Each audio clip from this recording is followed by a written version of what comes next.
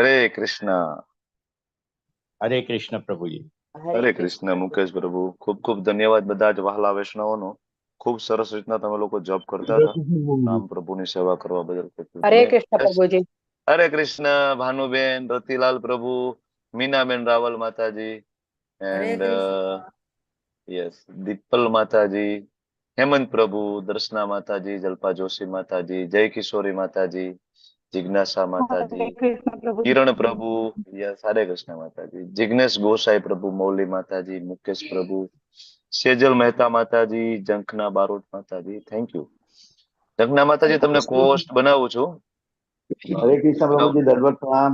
ધનુજ પ્રણામ પ્રભુ. હરે કૃષ્ણ. પરેશ શાહ પ્રભુ, વેલકમ. હર્ષા માતાજી, હરે કૃષ્ણ. હરે કૃષ્ણ. યસ ભાવિન પ્રભુ, તમને પણ કોસ્ટ બનાવું છું.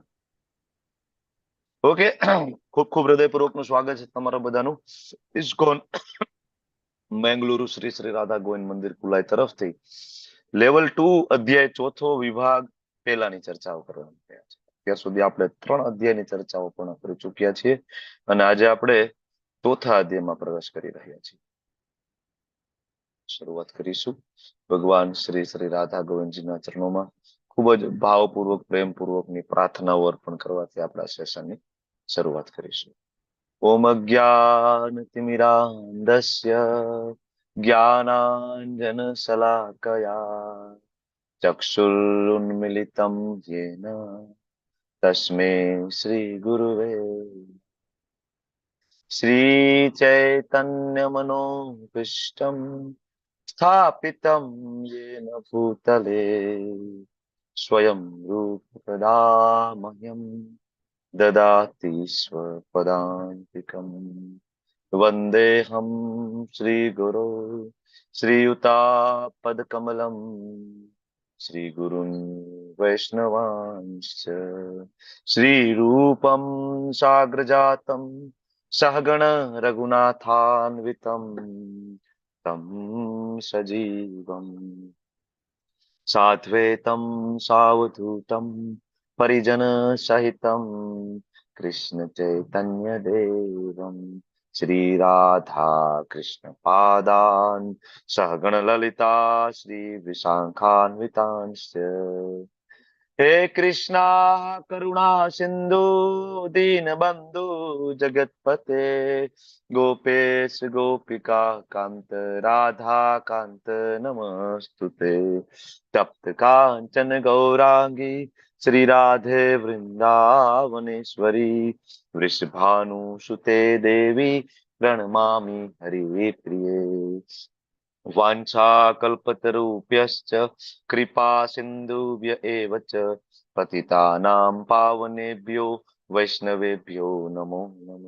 નમો વિષ્ણુપાદાય કૃષ્ણા પ્રેષ્ઠાય ભૂતલે શ્રીમતે ભક્તિ વેદાંત સ્વામી નિતિ નામિને નમસ્તે સારસ્વતે દેવે ગૌરવાણી પ્રચારિણે નિર્વિશેષ શૂન્યવાદી પાશ્ચાત્ય દેશ તારિણે જય શ્રી કૃષ્ણ ચૈતન્ય પ્રભુ નિત્યાનંદ શ્રી અદ્વૈત ગદાધર શ્રીવાસાદિ ગૌર ભક્ત વૃંદ હરે કૃષ્ણ કૃષ્ણ કૃષ્ણ હરે હરે હરે રામ રામ રામ હરે હરે.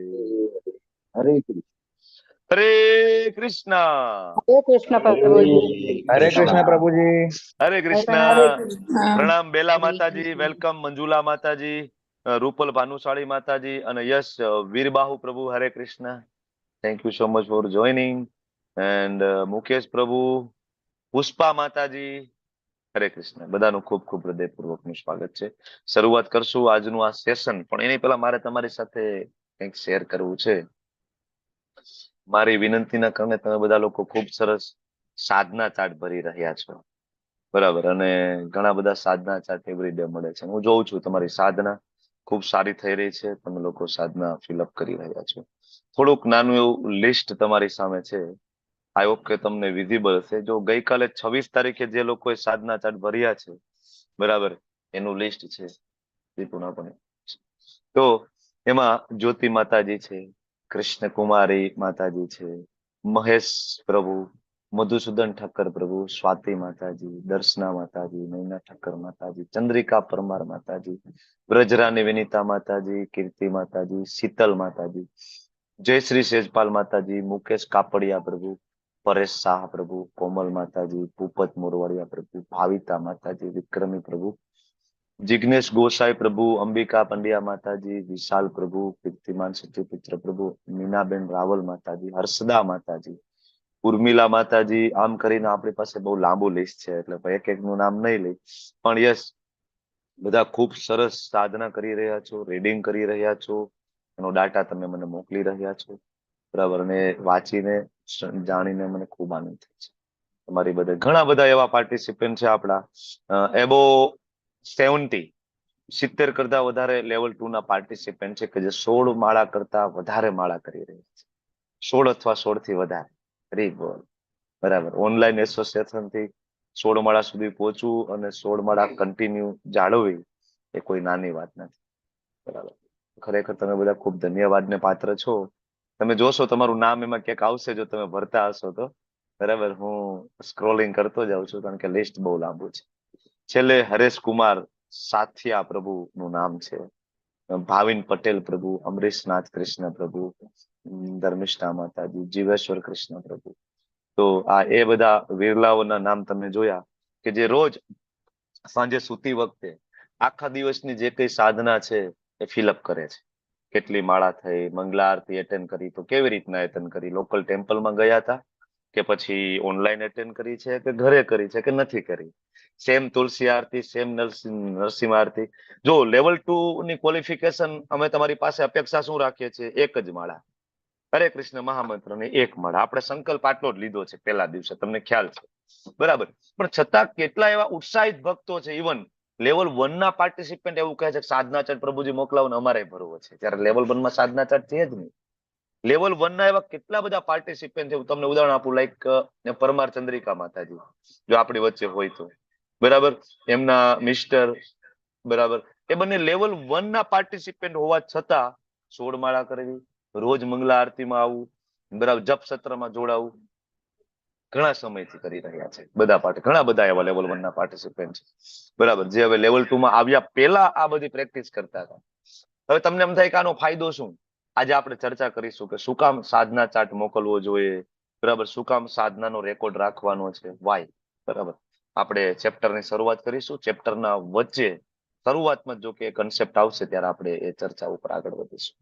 ઓકે, તો અત્યાર સુધી આપણે લોકોએ 3 અધ્યાય લેવલ 2 માં ફિનિશ કર્યા છે, એટલે 3 અધ્યાયના 6 સેશન, ઓરિએન્ટેશનના 2 સેશન, એમ કરીને ટોટલ 8 સેશન આપણે કમ્પ્લીટ કર્યા છે. 8 સેશન 1.5 કલાકના, 12 કલાક સુધી આપણે ચર્ચાઓ કરી છે અત્યાર સુધી. 12 કલાકના ક્લાસ લેવલ 2 માં પૂરા થયા એમ કહી શકાય, બરાબર. જેમાં તમને ખબર છે કે ચેપ્ટર 1 શરૂઆત થઈ તો સ્ટેજ છે, ભગવદ્ ગીતા ભગવાનને બોલવી છે, તો અર્જુનજી છે યોગમાયામાં, બરાબર, ભગવાન મૂકે છે અર્જુનજીને, અને અર્જુન પ્રશ્ન કરે છે કે ભાઈ યુદ્ધ શું કામ નથી કરવું. એ જ કન્ટિન્યુટીમાં બીજા અધ્યાયની શરૂઆતમાં અર્જુનજી એ જ અનિશ્ચિતતાઓ પોતાની રજૂ કરે, અને બીજા અધ્યાયના 7મા શ્લોકમાં શરણાગતિ સ્વીકારી અને ભગવાનને કહે છે કે હવે મારી પાસે બીજો કોઈ રસ્તો નથી, તમે ગાઈડ કરો. ત્યારે ભગવાન ગાઈડન્સ આપવાની શરૂઆત કરીને બીજો આખો અધ્યાય એટલે અર્જુનના 5 પ્રશ્નના 5 જવાબ, જેને ગીતાનો સાર તરીકે પણ ઓળખવામાં આવે છે, કારણ કે એની અંદર ઘણું બધું છે. સકામ કર્મયોગ, નિષ્કામ કર્મયોગ, ભક્તિ યોગ, બરાબર, આ બધી ચર્ચાઓ ત્યાં થઈ છે. અને એ બધી ચર્ચાઓ એક સાથે થવાના કારણે થોડા અર્જુનજી થોડા કન્ફ્યુઝ થાય છે. અને ઓકે, તો ક્લાસે ચાલુ હોય ને આરતી કરતા આ બે કઈ રીતના ભેગું થતું હશે, મીનાબેન રાવલ ને કઈ? તો આપણે ચર્ચા કરતા હતા કે બીજા અધ્યાયની અંદર બધું એક સાથે પીરસી દીધું, તો અર્જુન કન્ફ્યુઝ થયા અને ત્રીજા અધ્યાયમાં પ્રશ્ન કર્યો ભગવાન એક્ઝેક્ટ શું કરવાનું છે, તદ એકમ પદ, મને એક વસ્તુ કહો ને જેમાં મારું શ્રેય હોય, હું શું કરું, ત્યાગના માર્ગ ઉપર ચાલુ, જ્ઞાન માર્ગ ઉપર, કે પછી કર્મયોગ એટલે કે કૃષ્ણ ભાવના કર્મ એટલે કે ભક્તિ યોગ વાળા માર્ગ ઉપર ચાલુ? આઈ એમ કન્ફ્યુઝડ. તો ભગવાન છે અને ત્રીજા અધ્યાયની અંદર કર્મયોગનું જ્ઞાન આપે છે, પણ એમાં મોટા ભાગનું જ્ઞાન છે કર્મકાંડ આધારિત જ્ઞાન હોય છે. અને ચોથા અધ્યાયમાં એકચ્યુઅલી ત્રીજો અધ્યાય જે પૂરો થયો ને, તો ત્રીજા અધ્યાય પૂરો થતા અર્જુનને જે એને કર્મવાળા પ્રશ્ન તો મળી ગયા, પણ પછી ત્રીજા અધ્યાયના અંતે અર્જુને પ્રશ્ન પૂછ્યો કે સૌથી મોટો શત્રુ કોણ ને પાપ કેવી રીતના થાય છે, તમે એ સમજાવો. તો ભગવાને સૌથી મોટો શત્રુ એટલે કે કામની ચર્ચા કરી અને એને ઓવરટેક કરવાની વાત કરી. બરાબર, એના લોકેશન ને એ બધી ચર્ચાઓ થઈ. તો ભાઈ કામને જીતવા માટે શું જરૂરી? તો કે ભાઈ દિવ્ય જ્ઞાન જરૂરી છે, આધ્યાત્મિક બુદ્ધિ. આપણે ગઈકાલે ચર્ચા કરી હતી. દિવ્ય જ્ઞાન નથી તો કામ જીતી શકાતો નથી. તો એ અર્જુનના હૃદયમાં રહેલો પ્રશ્ન, બરાબર, કામને જીતવા માટે ભગવાને જ્ઞાન યોગની અહીંથી મતલબ દિવ્ય જ્ઞાન આપવાની શરૂઆત કરી. તો દિવ્ય જ્ઞાન ભગવાન જે આપી રહ્યા છે. હવે ત્રીજો અધ્યાય કર્મયોગ અને ચોથા અધ્યાયમાં અર્જુનનો પ્રશ્ન નથી અને ડાયરેક્ટ ચેપ્ટર ચાલુ થશે દિવ્ય જ્ઞાન. બરાબર, એટલે એક કર્મયોગ આપ્યો અને પાછું ચોથા અધ્યાયમાં જ્ઞાન આપશે. તો અર્જુન પાંચમા અધ્યાયની શરૂઆતમાં પાછા કન્ફ્યુઝ થઈને કહેશે, પ્રભુ તો મારે ત્રીજો અધ્યાય કે ચોથો અધ્યાય, આઈ એમ કન્ફ્યુઝ. તો ફરીથી પાંચમો અધ્યાય આવશે. ઓકે, તો હવે આજે જે ચર્ચા કરશું ચોથા અધ્યાયમાં આપણે પહોંચ્યા ચર્ચા કરતા કરતા. અને ત્રીજો અધ્યાય આપણે ગઈકાલે જોયો, અર્જુનની મૂંઝવણ અને નિષ્કામ કર્મયોગ ભગવાન સમજાવે છે. કર્મકાંડ અને યજ્ઞ ચક્ર આપણે ભણ્યા. યજ્ઞ શું કામ ભગવાને યજ્ઞની યોજના બનાવી છે, કેવી રીતના દેવી દેવતાઓ કામ કરી રહ્યા છે, આ બધી ચર્ચાઓ થઈ. અને અર્જુને કીધું ભાઈ એક પ્રોપર તારે એક્ઝામ્પલ એસ્ટાબ્લિશ કરવું જોઈએ, અને જેથી અર્જુન તારે કર્મ તો કરવું જ પડે. જનક રાજાએ કર્યું હતું અને મેં પણ કર્યું છે, તો તારે કરવું જોઈએ. આ ચર્ચા થઈ. અને આજે ચોથો અધ્યાય 5 વિભાગમાં વહેંચવામાં આવ્યા છે. શરૂઆતમાં જે 1 થી 10 શ્લોક છે ચોથા અધ્યાયના, એ દિવ્ય જ્ઞાનની જે પરંપરા છે, એટલે કે ભગવદ્ ગીતાનો ઇતિહાસ છે, એને વિશે ચર્ચા છે. અને ભગવાનનું પ્રાગટ્ય વિશેની ચર્ચાઓ છે એમાં. બરાબર, એ ચર્ચાઓ થાય. અને બીજો જે વિભાગ આવશે 11 થી 15 શ્લોક, એમાં વર્ણાશ્રમ ધર્મ અને બાકીના બધા માર્ગના સર્જક ભગવાન પોતે. 16 થી લઈને 24 શ્લોક એવા આવશે કે જ્ઞાનના સ્તર ઉપર કર્મને સમજવાનું. 25 થી લઈને 33 શ્લોક છે એ યજ્ઞનો બેઝ બનાવી અને જ્ઞાનને સમજવાનું. અલગ અલગ પ્રકારના યજ્ઞ અને એના દ્વારા જ્ઞાન પ્રાપ્ત કરવાની વાત છે, જેમાં 10 પ્રકારના યજ્ઞની ચર્ચા થશે. બરાબર, અને છેલ્લે જ્ઞાન મેળવવાની પદ્ધતિ શું, જ્ઞાન મેળવીને ફાયદો શું, એનું રિઝલ્ટ શું, અને જ્ઞાનનો મહિમા શું, આ ચર્ચા થશે. ઓકે, તો હવે કૃષ્ણ વિશેનું જે ગુણાતીત જ્ઞાન છે એ પહેલા શ્લોક થી લઈને 10મા શ્લોક. જો લેવલ 1 માં પણ આ અધ્યાય છે ને, એમાં ઘણા બધા શ્લોક ઓલમોસ્ટ કવર કર્યા છે. અને લેવલ 1 માં પણ આ અધ્યાય ખૂબ ડિટેલમાં ભણીએ છીએ ઇવન. બરાબર, 1.5 કલાક સુધી આ અધ્યાય લેવલ 1 માં પણ ચાલે છે. તો એક સામાન્ય પ્રશ્ન હું પૂછી લઉં તમને લોકોને કે ભાઈ ભગવદ્ ગીતા છે એ આ પૃથ્વી ઉપર ક્યારથી છે? હેન્ડ રેસ કરો, ચાલો હેન્ડ રેસ કરો. હું એક કોલ લઈ લઉં છું ત્યાં.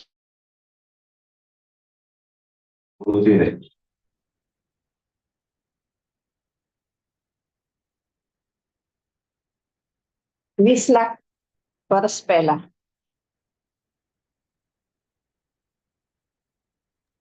20 લાખ વર્ષ પહેલા. ઓકે, બીજા આન્સર બોલો, કોઈને ડાઉટ? ઓકે, આમાં મને ખાલી એટલું કહો ને કે 5000 વર્ષથી ભગવદ્ ગીતા પૃથ્વી ઉપર હોય એવા કેટલા છે? આપણે એને ડાયરેક્ટ એડ્રેસ કરીએ. 5000 વર્ષથી આ ભગવદ્ ગીતા પૃથ્વી ઉપર છે, આવું માનનારા લોકો, ભક્તો. બિલકુલ શરમાવાનું નહીં. એવું નથી કે ભાઈ આપણને બધું આવડતું જ હોય, જરૂરી નથી. ઘણી વખત રિવિઝન માંગે, 2-3 વખત રિવાઇઝ કરવું પડે, પછી આપણને સમજ આવે. એવું કઈ નહીં ભાઈ બધાને ખબર છે તો આપણો કન્સેપ્ટ એ ક્લિયર જ હોય. બરાબર ને? તો પરેશ શાહ પ્રભુનો હેન્ડરેસ છે, પણ એ ઓલો હેન્ડરેસ છે એકચ્યુઅલી, કેટલા વર્ષથી છે. ઓકે, ડાઉન, ચાલો હેન્ડ ડાઉન. તો કોઈને એ કન્ફ્યુઝન નથી ને ભાઈ કે 5000 વર્ષથી ભગવદ્ ગીતા આ જગતમાં છે? તો મારે પાછું બહુ ડિટેલમાં જવાની જરૂર નહીં ને લેવલ 1 માં. બરાબર ને? કારણ કે લેવલ 1 માં તમને યાદ હશે ને કે આ અધ્યાયમાં આપણે કાલની સ્લાઇડો લઈએ છીએ, જેમાં 4 યુગ, ચતુર્યુગી, મન્વંતર, બરાબર, જે બ્રહ્માજીના આયુષ્યના સાપેક્ષમાં જઈ અને ખૂબ બધા રેફરન્સ મહાભારતના શ્લોકો લઈ અને આપણે પ્રૂવ કરીએ છીએ કે ભગવદ્ ગીતા આ પૃથ્વી ઉપર ક્યારથી છે અને વિવસ્વાનજીને ક્યારે આપી. એટલે આઈ હોપ કે લેવલ 2 માં એ કન્ફ્યુઝન નહીં હોય તમને લોકોને. કે ભગવદ ગીતા જનરલ પબ્લિક ને જે ખબર છે કે ભાઈ 5000 વર્ષથી છે, દ્વાપર યુગના અંતે કૃષ્ણ આવ્યા અને અર્જુનને ભગવદ ગીતા આપી અને બસ બરાબર પછી ભગવાન જતા રહ્યા, તીર લાગી ગયું, ત્યારથી ભગવદ ગીતા છે. એટલે ભગવાન બરાબર કૃષ્ણએ છેલ્લે દ્વાપરોમાં આપી. એની પહેલા ભગવદ ગીતા નહોતી. એટલે ઘણા બધા વેદો માનવા વાળા લોકો એમ કે ભાઈ વેદો છે એ અનાદિ છે, બરાબર. ભગવદ ગીતા તો હમણાં 5000 વર્ષથી છે, પણ ભગવદ ગીતા નહોતી ત્યારે કયું જ્ઞાનનો સ્ત્રોત હતો? વેદો હતા, બરાબર. તો ભગવદ ગીતા છે એ પણ કેવી છે? આદિ અને અનાદિ છે, કોઈ શરૂઆત નથી, કોઈ અંત નથી. તો એ શરૂઆત ભગવદ ગીતાનો ઇતિહાસ આપણે લેવલ 1 માં જેમ ભણીએ છીએ, અર્જુનના કોઈ પ્રશ્ન વગર ભગવાન છે શરૂઆત કરે છે. શ્રી ભગવાન ઉવાચ ઇમમ વિવસ્વતે યોગમ પ્રોક્તવાનમ અહમ અવ્યયમ વિવસ્વાન મનવે પ્રાહ મનુરિસ્વા કવે બ્રવીત. હવે અહીંયા જે વંશ પરંપરાની શરૂઆત ભગવાને કરી કે ભાઈ આ જ્ઞાન કઈ રીતના આવ્યું, તો કે ભાઈ આ એક તો એકદમ ક્લિયર છે કે આ યોગ અવિનાશી છે. શ્લોકમાં શરૂઆત જ ત્યાંથી છે, અહમ અવ્યયમ.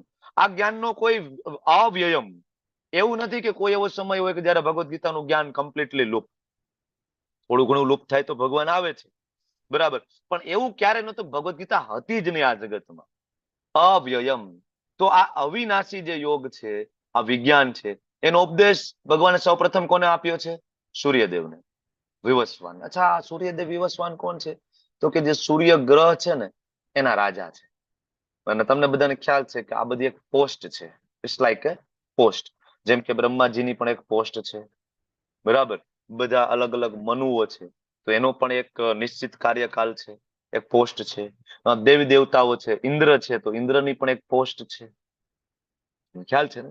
વ્યક્તિ વિશેષનું નામ નથી, બરાબર. એ કોઈ પુણ્યશાળી જીવ છે, એટલા સુકૃતિઓ અર્જિત કરે અને ભગવાનનો એટલો વિશ્વાસ અર્જિત કરે તો ભગવાન એને સેવા આપે છે, બરાબર. બ્રહ્મા બને, ઇન્દ્ર બને. એમ આ સૂર્યદેવ વિવસ્વાન છે, એ સૂર્ય ગ્રહ મંડળોના રાજા છે. અને રાજાનું કામ શું છે? તો કે જેટલા નિવાસીઓ છે એને રક્ષણ આપવું. સાચું રક્ષણ શેનાથી આપવાનું? તો કે સાચું રક્ષણ આપવું જે કામરૂપી સાંસારિક બંધન છે ને એમાંથી પ્રજાને મુક્તિ કરવી. અત્યારના શાસન કરતા તો ઉલટાના આપણને વધારે એમાં નાખી રહ્યા છે, વધારે કામ વાસનામાં, વધારે ભોગની અંદર, વધારે કર્મ બંધનની અંદર ડૂબાડી રહ્યા છે. પણ સાચા રાજા એને કહેવાય કે જે આપણને આ સાંસારિક બંધનમાંથી ઉગારી શકે. એટલા માટે રાજાઓને આ જ્ઞાનની જરૂર હતી. એટલે પેલા વિવસ્વાન એમને આપ્યું જ્ઞાન. વિવસ્વાને મનુ મહારાજને આપ્યું જ્ઞાન. મનુ મહારાજે ઈક્ષ્વાકુ મહારાજ તમને બધાને ખ્યાલ છે, પ્રભુ રામચંદ્રજીના પૂર્વજ, જેમાં પ્રભુ રામચંદ્રજી પ્રગટ થયા, બરાબર. એ જ વંશમાં પૂર્વજ તરીકે ઈક્ષ્વાકુ મહારાજ પ્રગટ થયા હતા. તો આ એક પરંપરા છે જ્ઞાનની, કે આ રીતના જ્ઞાન પ્રાપ્ત થાય. ભગવાનથી જ પરંપરા શરૂ થાય, કોઈ વ્યક્તિ વિશેષ પરંપરા બનાવી શકતું નથી. કોઈ એમ કે મેં ભગવદ ગીતા વાંચી લીધી છે, મને આવડી ગઈ છે, ચાલો હું તમને દીક્ષા આપી દઉં, બરાબર, આજથી તમે મારા શિષ્ય, તમે જ્ઞાનને ફેલાવો. નહીં. પેલો પ્રશ્ન એ થાય કે તમારા ગુરુ કોણ? એના ગુરુ કોણ? એના ગુરુ કોણ? કારણ કે અહીંયા ભગવાન છે, ભગવદ ગીતાનો ઇતિહાસ છે, એ એના માધ્યમ દ્વારા આપણને પરંપરા વિશે સમજાવે છે, બરાબર. એટલે ખૂબ જ મહત્વનું છે કે આ જ્ઞાન છે એ કોના માટે હતું? તો કે રાજાઓ માટે. આગળના શ્લોકમાં હમણાં આવશે, ભગવાન કહેશે રાજર્ષિઓ એવમ પરંપરા પ્રાપ્તિ ઇમમ રાજર્ષયો વિદુ. આ તો રાજાઓ માટેનું જ્ઞાન છે. વિચાર કરો કે આપણને પ્રાપ્ત થાય છે આપણા જેવા લોકો માટે. આ તો રાજર્ષિઓનું જ્ઞાન છે. એનો મતલબ એવો કે જે શાસન કરતા હોય ને, સીએમ હોય, પીએમ હોય, એમપી હોય, ધારાસભ્ય હોય, એ લોકોએ ભગવદ ગીતાનું જ્ઞાન લેવું જોઈએ, એને વ્યાપક બનાવવું જોઈએ, જેથી દરેક લોકો આ જ્ઞાનનો લાભ લઈ શકે, અવસર લઈ શકે અને આ જગતમાંથી, જન્મ મૃત્યુ જરા વ્યાધિમાંથી મુક્ત થઈ શકે. એને સાચો નેતા કહેવાય, સાચો લીડર કહેવાય, બરાબર. પણ આજકાલ તો એ લોકોને જ ભગવદ ગીતાનું જ્ઞાન હોતું નથી, આપણા લીડરને. તો યથા રાજા તથા પ્રજા, એને જ્ઞાન નથી, ભગવદ ગીતામાં વિશ્વાસ નથી, તો સામે પ્રજા અત્યારે એવી છે. એટલે બહુ જ મહત્વની વસ્તુ છે કે બીજું જે પેલા આપણે જોયું ઇતિહાસ, અને બીજો જ જે શ્લોક છે ભગવદ ગીતા સમજવાની પદ્ધતિ. આ શ્લોકને પદ્ધતિ કહેવાય. જો બે વસ્તુ બહુ મહત્વની છે. ઘણા લોકો ભગવદ ગીતા ઘરે લઈ આવે ને વાંચતા હોય છે. ઘણા બધા યુટ્યુબમાં વિડીયો અલગ અલગ કથાકારોના, સંતો મહંતોના લેક્ચર સાંભળતા હોય અને એવું માને કે આના દ્વારા આપણે ભગવદ ગીતા સમજી જશું. નહીં. ભગવાને ચોથા અધ્યાયમાં બે વસ્તુ આપણને આપી છે. એમાં પેલું તો ભગવદ ગીતાને સમજવાની પદ્ધતિ. પદ્ધતિ કઈ છે ભાઈ? તો કે એવમ પરંપરા પ્રાપ્તિ, પરંપરા પ્રાપ્તિ ઇમમ રાજર્ષયો વિદુ. અર્જુન, મારું જ્ઞાન છે માત્ર કઈ રીતના આગળ જશે, તો કે ગુરુ શિષ્ય પરંપરા દ્વારા. આ એક પદ્ધતિ છે. આપણે લેવલ 1 માં ઓલું વૃક્ષ ઉપરથી ફળ તોડવાનું ઉદાહરણ લઈ છે, યાદ છે તમને? કે કાં તો પાણો મારીને ફળ તોડો, બરાબર, અને કાં કોઈક વ્યક્તિ ઉપર જઈને તમને ટોપલીમાં મૂકીને આપે, તો કયું ફળ સારું મળે? ટોપલીમાં મૂકીને આપે એને, એમાં કાકરા ના હોય, ટોચા ના પડી ગયેલા હોય. આ ગુરુ શિષ્ય પરંપરામાં જ્ઞાનની અંદર એડલ્ટ્રેશન ન હોય, મિક્સિંગ ન હોય, પોતાના વિચારો એડ ના થયા હોય, બરાબર, તો પરંપરાનું ખૂબ મહત્વ છે. આ જ પરંપરા આગળ રાજર્ષિઓ, રાજા અને ઋષિ, આ બે ક્વોલિટીઓ હતી પેલાના રાજાઓમાં. લાઈક પરીક્ષિત મહારાજ તમે જો, બરાબર, એમના પિતાજી, બરાબર, તમે જો એમના દાદા યુધિષ્ઠિર મહારાજ તમે જો, બરાબર, આ બધા કેવા રાજા હતા? રાજર્ષિ. ભરત રાજા રાજા પણ હતા, પણ એક ક્ષણમાં બધું ત્યાગ કરીને પણ છોડીને પણ જતા રહીએ. ઋષિ ને જેવા પણ ગુણો હતા. તો આ લોકોને આ જ્ઞાન પરંપરા દ્વારા પ્રાપ્ત થયું, અને એ લોકો જેવી જરૂરિયાત એવી રીતના લોકોને એ જ્ઞાન આપતા, બરાબર. પણ પછી એક સમય એવો આવ્યો કે આ પરંપરા તૂટી ગઈ, બરાબર. તો કારણ કે એવા લોકો ના હાથમાં ભગવદ્ ગીતા આવી, એવા લોકો એના ઉપર ભાષ્ય લખ્યા કે જેનો ભગવદ્ ગીતાનો મૂળ ઉદ્દેશ્ય વેરવિખેર કરી નાખ્યો. આજે પણ જો ભગવદ્ ગીતા બજારમાં કેટલી બધી અલગ અલગ તમને વેરાયટીમાં મળશે, અલગ અલગ. હવે જેને જે મજા આવી ને એને એમાં હાઇલાઇટ કર્યું. કોઈ એમ કીધું ભગવદ્ ગીતામાં કર્મયોગ આપ્યો છે, કોઈ એમ કીધું ભગવદ્ ગીતામાં અષ્ટાંગ યોગ છે, કોઈ એમ કીધું ભગવદ્ ગીતામાંથી દાન કરવાનું, માનવ સેવા એ પ્રભુ સેવા સમજાવે છે કૃષ્ણ. કોઈ એમ કે છે કે ભગવદ્ ગીતામાં ખાલી ભગવાન એમ કે છે નિયત કર્તવ્ય કર્મ કરો, બસ, બરાબર, બધાનું ભલું કરો, બરાબર, બધા કર ભલા તો 100 બરાબર 100 ભલા, બસ, બધાનું ભલું કરો, કઈ ખોટું ના કરો, બસ આ જ ભગવદ્ ગીતા છે. ક્યાં લખ્યું છે ભાઈ? આખી ભગવદ્ ગીતા વાંચો, કોઈ એક શ્લોક ઉપરથી કન્ક્લુઝન ઉપર ના જઈ શકાય. ભગવદ્ ગીતાની અંદર જ્ઞાનની હાઈટ ધીમે ધીમે ધીમે વધતી જાય છે. તમે પેલા, બીજા, ત્રીજા, ચોથા, પાંચમા ચેપ્ટર થી આગળ જતા જતા 9મા ચેપ્ટરે પહોંચો, 12મા ચેપ્ટરે પહોંચો, જ્ઞાનની હાઈટ વધે. 18મા ચેપ્ટરમાં પહોંચો તો એકદમ ક્લિયર તમારું વિઝન થાય, સર્વ ધર્માન પરિત્યજ્ય મામ એકમ શરણમ વ્રજ, બધું છોડો, મામ એકમ શરણમ વ્રજ. તો આવા લોકોના હાથમાં, આસુરી લોકો માટે એકચ્યુઅલી ભગવદ્ ગીતા હતી જ નહીં. ભગવદ્ ગીતા કોના માટે હતી? રાજર્ષિઓ માટે. આસુરી માટે નહોતી. જે રાજા ચરિત મનુષ્ય હોય, ઋષિ ચરિત્ર જેનું મનુષ્ય હોય, માણસો હોય, એના માટે. આસુરી માટે નહીં. પણ એવા લોકોના હાથમાં ભગવદ્ ગીતા આવી, એના કારણે એના મૂળ ઉદ્દેશ્યને વેરવિખેર કર્યો અને પરંપરા તૂટી, તો ભગવાન ફરીથી આવ્યા અને એને ગુરુ શિષ્ય પરંપરાની સ્થાપના કરવાની જરૂર પડી અને અર્જુનને ફરીથી જ્ઞાન આપ્યું 5000 વર્ષ પહેલા. એટલે એવું નહોતું કે એની પહેલા નહોતી, પેલા હતી. આજે એવા ઘણા બધા સંત મહાત્માઓ છે, બરાબર, જે કથાના નામે ખૂબ પૈસા કમાય છે, બરાબર, પણ ભગવાન પૂર્ણ પુરુષોત્તમ કૃષ્ણ ભગવાન તરીકે માનતા નથી.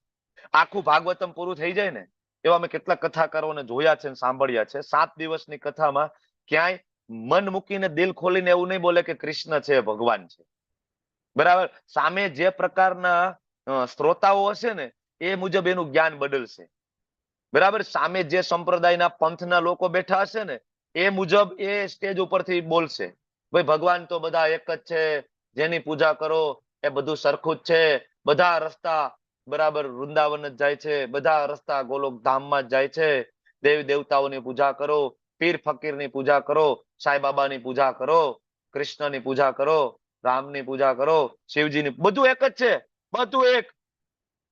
ક્યાં લખ્યું છે? આખી ભગવદ્ ગીતાનો એક શ્લોક એવો બતાવો બધું એક છે. કૃષ્ણ એકદમ ક્લિયરલી કહે છે, મત પરતરમ ન અન્યત, મારાથી શ્રેષ્ઠ એવું કોઈ તત્વ જ નથી. કમ્પેરિઝન નો કોઈ પ્રશ્ન આવતો જ નથી કૃષ્ણ સાથે, નો કમ્પેરિઝન, બરાબર. આગળ હજી ભગવાન 9મા અધ્યાયમાં ક્લિયર કરે છે કે ધારો કે કોઈ દેવતાની પૂજા કરે તો ધામ મળે. યાંતિ દેવવ્રતા દેવાન, જ્યાં દેવતાઓ રહે છે ત્યાં જવાનું છે. કોઈ પિતૃઓની પૂજા કરે તો, બરાબર, પિતૃન્યાંતિ પિતૃવ્રતા, ત્યાં જશે.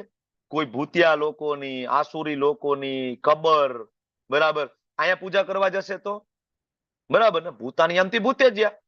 એકદમ ભગવદ્ ગીતા ક્લિયર છે, પણ આપણે શાસ્ત્ર વાંચતા નથી. એટલા માટે ગુરુ શિષ્ય પરંપરા દ્વારા ભગવદ્ ગીતા વાંચવી અને સમજવી ખૂબ જરૂરી છે. બધા રસ્તા વૃંદાવન જાતા નથી. એકદમ ક્લિયર છે. કૃષ્ણ એકદમ ક્લિયર કે છે, યાંતિ મધ્યાજીનો અપી મામ, મારા પાસે આવવું હોય મને ફોલો કરવા પડશે, એમાં કોઈ શંકાને સ્થાન નથી. એટલે ભૌતિક જગતની વાત કરીએ, તમારે તમારા પિતાજીની પ્રોપર્ટીમાં ભાગ જોતો હોય તો તમારે તમારા પિતાજીને પિતા કેવા પડે, બરાબર ને? એનું પાલન પોષણ કરવું પડે તો જ વિલમાં તમારું નામ પાછળ લખાય. બાકી એવા પિતાજી હોય ને છેલ્લે સંપત્તિ બધી ટ્રસ્ટમાં આપીને જતા રહે. વકીલ આવીને તમને એમ કે ભાઈ મકાન ખાલી કરવાનું કા?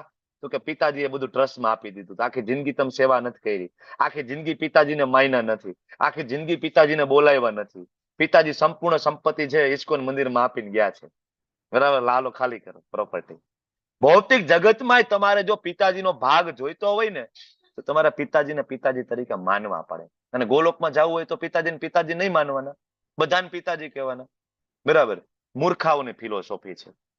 એટલે પ્રભુપાદ આ ટાઈપના જે કથાકાર છે એને કમ્પ્લીટલી વખોડે છે. જે પૈસા લઈને કથાકાર જે કથા કરી રહ્યા છે, જે કૃષ્ણને હાઇલાઇટ નથી કરતા.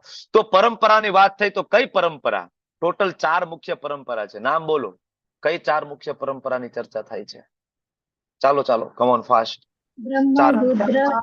ગૌડીય સંપ્રદાય, પેલું બ્રહ્મ, બીજું રુદ્ર, રુદ્ર, બીજું શ્રી બીજું શ્રી પ્રભુજી, ત્રીજું રુદ્ર, કુમાર સંપ્રદાય. પેલું બ્રહ્મ, બીજું શ્રી, ત્રીજું રુદ્ર, ચોથું કુમાર. બરાબર, આ રીતના 4 ઓથેન્ટિક યુનિવર્સિટી. બરાબર, ભગવાને આ 4 યુનિવર્સિટીની સ્થાપના કરી જેમાંથી આપણને ઓરિજિનલ ઇન્ટેક જ્ઞાન પ્રાપ્ત થાય. એ જ બ્રહ્મ સંપ્રદાયમાં આગળ મધ્વાચાર્ય આવ્યા તો બ્રહ્મ મધ્વ થયું. અને એ જ મધ્વાચાર્યની પરંપરામાં આગળ ભગવાન સ્વયં ચૈતન્ય મહાપ્રભુ પ્રગટ થયા. એ પ્રદેશનું નામ ગૌડીય એટલે બ્રહ્મ મધ્વ ગૌડીય. અને આપણે બધા વૈષ્ણવ એટલે બ્રહ્મ મધ્વ ગૌડીય વૈષ્ણવ સંપ્રદાય. જો આ બહુ પાયાનું જ્ઞાન છે. તમે લોકો ઇસ્કોન સાથે જોડાયેલા છો, ઘણા બધા તમે લોકો તિલક કરી રહ્યા છો. તમે બહાર નીકળો તો ઘણા બધા એમ કે ભાઈ ઇસ્કોન તો હમણાં શરૂઆત થઈ ને એ કોઈ ઓથેન્ટિક વૈષ્ણવ સંપ્રદાય છે નહીં, અથવા તો ઇસ્કોન વિદેશી સંસ્થા છે. તમને આ બધું જ્ઞાન હોય તો ખબર પડે કે ઇસ્કોન છે ઓરિજિનલ બ્રહ્મ મધ્વ ગૌડીય વૈષ્ણવ સંપ્રદાય જે છે, 4 વૈષ્ણવ સંપ્રદાય એનો એક ભાગ છે. ઇસ્કોન સંસ્થાનું નામ છે, ઇસ્કોન સંપ્રદાયનું નામ નથી. ઇસ્કોન ઇઝ લાઈક ઇન્સ્ટિટ્યૂટ, એક ઇન્સ્ટિટ્યૂટ છે કે જેમાં તમારા મારા જેવા ભક્તો છે એ એક છતની નીચે બેસીને કૃષ્ણની સરસ ભક્તિ કરી શકે, જ્ઞાનની આપલે કરી શકે, માળા કરી શકે, કીર્તન કરી શકે. એટલે પ્રભુપાદ એક ઇન્સ્ટિટ્યૂટ બનાવ્યું છે. બાકી ઓરિજિનલ સંપ્રદાય આપણા સંપ્રદાયનું નામ છે બ્રહ્મ મધ્વ ગૌડીય વૈષ્ણવ સંપ્રદાય. એમ શ્રી સંપ્રદાય જેમાં રામાનુજાચાર્ય આવ્યા, રુદ્ર સંપ્રદાય જેમાં આગળ વલ્ભાચાર્યજી પ્રગટ થયા, પુષ્ટિ માર્ગ સંપ્રદાય આપણને આપ્યો, અને કુમાર સંપ્રદાય જેમાં આગળ નિમાર્કાચાર્ય પ્રગટ થયા. તો આ ઓથેન્ટિક 4 પરંપરા છે, 5મી નથી. બરાબર, આ 5મી કોઈ પરંપરા નથી. અને પરંપરાનું ખૂબ મહત્વ. ઘણા બધા એમ કે તમે બધે વાળા ટાળા કરો છો. એમ પરંપરા એવું કઈ ન હોય ભાઈ, અમે બધાને માનીએ. બરાબર, હવે એવું ના થાય બધાને માનીએ. તમારે ડોક્ટર બનવું હોય ને તો તમારે એક યુનિવર્સિટીની એક માન્ય મેડિકલ કોલેજમાં એડમિશન લેવું પડે. એન્જિનિયર બનવું હોય તો એક યુનિવર્સિટીની એક માન્ય એન્જિનિયરિંગ કોલેજમાં એડમિશન લેવું પડે. તમે એમ કહો ના ના ભાઈ અમે બધાને માનીએ ભાઈ, અમારે એવું કઈ નહીં, અમે ગમે મેડિકલ કોલેજમાં જાય અને અમે લેક્ચર ભરી આવીએ અને બધા પ્રોફેસરને હરખા માનીએ, બધી કોલેજ અમારા માટે સરખી ને અમે તોય ડોક્ટર બની જાય. બની જશું? બની જાય. તમારા ગામમાં 10 સ્કૂલો હોય તો 10 સ્કૂલમાં તમારું બાળક એમ કે ના ભાઈ અમારા માટે બધા હરખા, ભાઈ અમે તો નહીં, અમે બધી સ્કૂલ એક એક દી જાય. જવા દે કોઈ? હા, આવા દે, બેસો, પણ તમને કોઈ સર્ટિફિકેટ મળે નહીં. કદાચ ત્યાં કેવાય કૃપાળુ હોય, માસ્તર કૃપાળુ હોય તો કે ભાઈ વાંધો નહીં, આવો જોવો અમે કેવી રીતના ભણાવીએ, અમને વાંધો નથી, આવો બેસો. પણ જો તમારે અહીંયા એક્ઝામ દેવી હશે તો તમારે અહીંયા એડમિશન લેવું પડશે. તમારે આગળના ગ્રેડમાં જવું હશે તો તમારે એડમિશન લેવું પડશે. આ કન્ફર્મ છે ને, ફરજિયાત છે ને, સમજી શકાય એવી વાત છે ને. ભૌતિક જગતમાં પણ તો આધ્યાત્મિક જગતમાં સેમ વસ્તુ છે. બરાબર, સેમ વસ્તુ. કારણ કે આ રેપ્લિકા છે ને, ભૌતિક જગત છે ને એ પરાવર્તન છે. કોનું પરાવર્તન છે? આધ્યાત્મિક જગતનું. બરાબર, એટલે વસ્તુ સેમ એ જ રીતના કામ કરે છે પણ વિપરીત દિશામાં. ત્યાં 4 પરંપરા કામ કરે છે ભગવાનના ધામમાં જવા માટે, અને આપણે એનું ઊંધું કર્યું છે. એ પરંપરા બનાવી છે ભગવાનથી દૂર જવા માટે. અલગ અલગ કોલેજ યુનિવર્સિટીઓ બનાવી, એ પરંપરા એ પરંપરા જ કહેવાય ને, એ બનાવી અને એનાથી આપણે ભોગમાં પડીએ વિરુદ્ધ. બરાબર, કારણ કે પરાવર્તન છે, રિફ્લેક્શન છે. તો આ ઓરિજિનલ જે 4 પરંપરામાંથી કોઈ પણ જગ્યાએ સેમ તમને હું જે જ્ઞાન આપી રહ્યો છું, જે મારા ગુરુ મહારાજ, એમના ગુરુ મહારાજ થી લઈને આચાર્ય પરંપરામાંથી જે મળે, સેમ ટુ સેમ જ્ઞાન તમને આ 4 પરંપરામાં મળશે. આમાં કોઈ તફાવત નથી. તમે આયા સાંભળો, તમે રામાનુજાચાર્ય સંપ્રદાયમાં જઈને સાંભળો, તમે વલ્ભાચાર્યજીના સંપ્રદાયમાં પુષ્ટિ માર્ગમાં જઈને સાંભળો, એ પણ કહેશે યસ ગોપાલ છે supreme personality of God, Krishna છે ભગવાન છે, એની પૂજા કરવી એ જીવનો ધર્મ છે. સેમ સમજાવશે. નિંબાર્ક આચાર્ય પાસે જાઓ, સેમ સમજાવશે, સેમ ફિલોસોફી. બરાબર. તો આ 4 સંપ્રદાયનો શ્લોક ક્યાંથી આવ્યો? તો એ તમને ખબર છે, આપણે લેવલ 1 માં પણ લઈએ છે. પદ્મ પુરાણનો શ્લોક છે. સંપ્રદાય વિહ્નાય મંત્રાતે નિષ્ફલા મતાહતમ કલો ભવિષ્યંતિ ચત્વાર સંપ્રદાયના ચત્વાર સંપ્રદાયના શ્રી બ્રહ્મ રુદ્ર સનક વૈષ્ણવ ક્ષિતિ પવન. બરાબર. તો શ્રી બ્રહ્મ રુદ્ર સનક, આ 4 જે ઓરિજિનલ યુનિવર્સિટી છે એનું વર્ણન સ્વયં વેદવ્યાસજીએ પદ્મ પુરાણની અંદર કર્યું. ઓકે. પરંપરાનું શું મહત્વ છે? આપણે વાત કરી કે પરંપરા દ્વારા જે જ્ઞાન પ્રાપ્ત થાય, બરાબર, એ ઇન્ટેક પ્રાપ્ત થાય. એમાં ભૌતિક અર્થઘટનો એડ કરી શકાતા નથી. ધારો કે અહીંયા હું લેક્ચર લઈ રહ્યો છું અને હું એવું કંઈક બોલી રહ્યો છું જે મારી પરંપરામાં નથી, જે મારા ગુરુ મહારાજે આચાર્યોએ જે જ્ઞાન આપ્યું નથી ને એવું કંઈ બોલું છું, તો મારા ઉપર નજર છે, મારા શિક્ષા ગુરુની નજર છે, આ વિડીયો છે, રેકોર્ડેડ છે, બરાબર. તરત જ મને ઉપરથી સ્ટ્રાઇક કરશે કે પ્રભુજી તમે લેક્ચરમાં બોલતા હતા પણ પ્રભુપાદની પરંપરામાં, આપણી વૈષ્ણવ પરંપરામાં નથી. બરાબર. ઇવન આ ઘણા બધા સ્કોલર ભક્તો પણ છે, બરાબર, ઓલરેડી ઘણી વખત લેક્ચર સાંભળેલું, ઘણી વખત પ્રભુપાદની બુક્સ પણ વાંચેલી છે. જેમ કે વીરબાહુ પ્રભુ છે, લલિત કુમાર વેદ પ્રભુ છે, બરાબર. કેટલા બધા એવા ભક્તો છે કે જે જૂના ભક્તો છે, એને બધાને ખબર છે. હવે હું એવું કંઈક બોલીશ તો એ પોતે પણ ત્યાં કહેશે કે ભાઈ જિગ્નેશ પ્રભુ એવું કંઈક કહેતા હતા જે પ્રભુપાદની બુકમાં નથી. તો તરત મારો કાન ખેંચવામાં આવશે, ભાઈ તમે આ જે કહો છો એ બરાબર નથી. બરાબર. તમારે પરંપરામાં રહેલું જ્ઞાન આપવાનું છે, તમારે પોતાના કોઈ અર્થઘટનો અહીં આપવાના નથી. આ ફાયદો છે પરંપરાનો, કે એમાં વ્યક્તિ પોતાનું ઉમેરી શકતો નથી. બાકી તો જો મને મજા આવે એવું મારે આપવું હોય ને તો મને એક તો નિયમો પાડવા ગમે નહીં. કોઈને ગમે? બરાબર. 4 નિયમો 16 માળા તો હું બાંધછોડ ના કરી નાખું. બરાબર. ચાલો ભાઈ, એક આપણે 4 માંથી હવે 3 નિયમ રાખીએ, કારણ કે ચોથો મારાથી પડાતો નથી, એટલે હું મારા અનુયાયીઓને કહું ભાઈ ના 3 બરાબર છે. પણ એવું ચાલે નહીં. પરંપરાનું આ મહત્વ છે. પરંપરામાં અંદર કોઈ તમે ફેરફાર કરી શકતા, ઓરિજિનલ ફિલોસોફીમાં તમે કોઈ ચેન્જીસ કરી શકતા નથી. બરાબર. એટલે એમાં ભૌતિક અર્થઘટન નથી. જ્ઞાન ગુરુ શિષ્ય પરંપરામાં કરુણાથી સમજવાનું છે. અને જેમ ભગવાન પાસેથી અર્જુને સાંભળી હતી, એવી જ રીતના ઓથેન્ટિક પર્સન પાસેથી જ્ઞાન પ્રાપ્ત કરવું જોઈએ. યોગ્ય લાયકાત જે હોય એ લાયકાત ધરાવતી વ્યક્તિ પાસેથી શીખવાનું છે. બરાબર. તો આપણે કાલની સ્લાઇડ લેવલ 1 માં આપણે લઈએ છીએ, કારણ કે અર્જુનને ભગવાન એમ કીધું કે અર્જુન મેં આ જ્ઞાન વિવસ્વાનને આપ્યું. તો અર્જુન એમ કહે છે ભગવાન પણ હવે વિવસ્વાનને આપ્યું તો આ હું કેવી રીતના સમજી શકું? હમણાં 3જા શ્લોકમાં પ્રશ્ન પૂછશે. એના માટે કાલની સ્લાઇડ આપણે ભણ્યા છે. કલયુગ, દ્વાપર, ત્રેતા, સતયુગ. બરાબર. 4,32,000 એના ડબલ, 3 ગણા અને 4 ગણા. આ એની જે વર્ષ છે ટોટલ. 4 ભેગા થાય તો એક ચતુર્યુગી કહેવાય, જેને એક દિવ્ય યુગ કહેવાય. ને આવા 71 દિવ્ય યુગ ભેગા થાય એટલે એક મનવંતર થાય. એટલે એક મનુ મહારાજના આયુષ્યની અંદર કેટલા દિવ્ય યુગ? 71 વખત સતયુગ આવે, 71 ત્રેતા આવે, 71 ટાઈમ્સ દ્વાપર અને 71 ટાઈમ્સ કલયુગ. બરાબર. હમણાં જે 14 અવતારોનું લિસ્ટ આચાર્ય આપતા હતા યુટ્યુબ ની અંદર કે ભાઈ આ અવતારો છે, તો એમાં વેદવ્યાસજીનો અવતાર પણ છે, એ પહેલા છે. રામચંદ્રજીનો અવતાર જે સિક્વન્સમાં તમે જોવો તો વેદવ્યાસજીનો અવતાર લખેલો પહેલા છે, રામચંદ્રજી પછી. તો ઘણા લોકોએ નીચે કોમેન્ટ કરી કે એવું કેવી રીતના બની શકે કે વેદવ્યાસજી રામચંદ્રજી પહેલા હોય? એવું ન બની શકે, કે આ ખોટું છે, આવા કોઈ અવતારો નથી, ભગવાને કોઈ દી કોઈ અવતારો લીધા નથી. કેટલી એવી કોમેન્ટો હતી.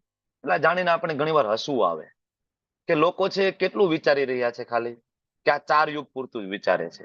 સતયુગ, ત્રેતા, દ્વાપર ને કલયુગ. બસ ત્રેતામાં રામચંદ્રજી આવ્યા, એની પહેલા રામચંદ્રજી કોઈ દી આવ્યા જ નથી. બરાબર.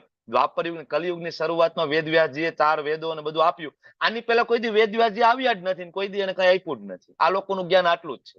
હવે એને ખબર નથી કે વારંવાર ખાલી મનુ મહારાજના આયુષ્યમાં 71 વખત વેદવ્યાસજી પ્રગટ થઈ જાય ને 71 વખત જ્ઞાન આપે, બધું જ. બરાબર. 71 વખત રામચંદ્રજી ખાલી મનુ મહારાજના આયુષ્યમાં આવે. હજી તો આપણે ઉપર પહોંચ્યા નથી બ્રહ્માજીમાં. બરાબર. આવા જયારે 14 મનુઓ ભેગા થાય એટલે 14 એને ગુણ્યા 71, આટલી વખત 14 મનુઓ ભેગા થાય ને એનું આયુષ્ય એટલે બ્રહ્માજીનું એક દિવસ. તો તમે 14 મલ્ટીપ્લાય 71 કરો, એટલી વખત બ્રહ્માજીના એક દિવસમાં રામચંદ્રજી પ્રગટ થાય. કેટલી વાર? 14 ગુણ્યા 71. હવે તમે કરજો, મને ખબર નથી કેટલા થાય. બરાબર. 14 ગુણ્યા 71. એક દિવસ થયું આ બ્રહ્માજીનું. એટલા એમાં ચતુર્યુગી એટલી એમાં ચેન્જ થાય. તો એટલી વખત રામચંદ્રજી ખાલી બ્રહ્માજીના એક દિવસમાં આવે. અને આવા બ્રહ્માજી કેટલો દિવસ જીવે? તો કે 36,000 કલ્પ બ્રહ્માજી આવું જીવે. મતલબ આ 100 વર્ષ જીવે છે. તો આ સમજવું સામાન્ય લોકો માટે બહુ અઘરું છે. પણ તમે ઇસ્કોનમાં આવો ને ખાલી લેવલ 1 નું કોર્સ કરો ને તો તમારા ડાઉટ ક્લિયર થઈ જાય. તમને એ બધા ડાઉટ ક્લિયર થઈ જાય. બરાબર કે રામચરિતમાનસમાં લખેલું છે ને થોડોક ભેદ લાગે છે, વાલ્મીકી રામાયણમાં થોડોક ભેદ લાગે છે, અને એનું એ ભાગવતમમાં વાંચીએ તો થોડોક તફાવત લાગે છે. પણ તમને હવે જયારે આ કન્સેપ્ટ તમે વાંચો તમને ક્લિયર થઈ જાય કે ભાઈ અલગ અલગ યુગમાં અલગ અલગ બ્રહ્માંડમાં યુગ ભેદથી કલ્પ ભેદથી લખાયેલી કથાઓ છે. એમાં ઘણીવાર ભેદ હોય છે. બરાબર, અલગ અલગ કથાઓ હોય છે. તો આપને એવું લાગે એક જ વખત રામાયણ થઈને આમ જ હોવું જોઈએ.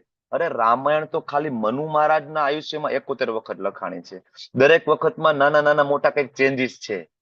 બરાબર, તો જયારે તમે શાસ્ત્ર વાંચો ત્યારે તમને આ દ્રષ્ટિ પ્રાપ્ત થાય કે નહીં બધું સાચું છે, પણ કલ્પ ભેદથી છે, બ્રહ્માંડ ભેદથી કથાઓ છે, બરાબર, મન્વંતર ભેદની કથાઓ છે. આ સમજવાની જરૂર છે. તો આ ચર્ચા આપણે કરી છે. બ્રહ્માજીનું જીવન અત્યારે 50% બ્રહ્માજીનું આયુષ્ય પૂરું થઈ ગયું છે. અને આ બધા ચર્ચાઓ કરતા કરતા ઈશ્વાકુ મહારાજની વાત થઈ હતી. તો ઈશ્વાકુ મહારાજ તો ત્રેતા યુગમાં આપણે આવ્યા રામચંદ્રજીના પૂર્વજ તરીકે. તો રામચંદ્રજીના પૂર્વજ તરીકે ત્રેતા યુગની શરૂઆતમાં જો ઈશ્વાકુ મહારાજ આવ્યા હોય, મનુ મહારાજ આવ્યા હોય, તો એ 12,96,000 એ અને દ્વાપરના 8,64 આ બેનો સરવાળો મારો એટલે 20 લાખ વર્ષ થાય. એટલે મનુ મહારાજ પાસે ભગવદ ગીતા આવીને એનું આપણે કેલ્ક્યુલેશન કરીએ ને તોય આ ભગવદ ગીતા આ પૃથ્વી ઉપર કેટલા વર્ષથી છે? 20 લાખ વર્ષથી. અને સૂર્યદેવ વિવસ્વાન પાસે ભગવદ ગીતાનું જ્ઞાન આવ્યું એને 12 કરોડ વર્ષ થયા. એનો શ્લોક સ્કંદ પર્વ મહાભારતનો રેફરન્સ અહીંયા આપણને આપ્યો છે. ત્યાંથી આ રેફરન્સ લીધો છે. બ્રહ્માજીનો એક દિવસ એટલે આપણા અહીંયા 864 કરોડ વર્ષ વીતી જાય. બરાબર, આપણે જનરલી કાળને બહુ નાનું એવું સમજીએ છીએ, પણ કાળ છે કેવો છે? શાશ્વત છે, ઇટરનલ છે. એટલે આપણે સમજવાની જરૂર છે કે આપણે આપણી ચેતના ક્યાં લગાડવાની છે. તો પદ્ધતિ ખબર પડી ગઈ ભગવદ ગીતાની પદ્ધતિ શું છે સમજવાની? બરાબર, કોઈ એમ કે ના ઘરે બેઠા હું વાંચી લઉં, મારા પોતાના અર્થઘટનોથી વાંચી લઈશ તો ભગવદ ગીતા નહીં સમજાય. તો શું પદ્ધતિ?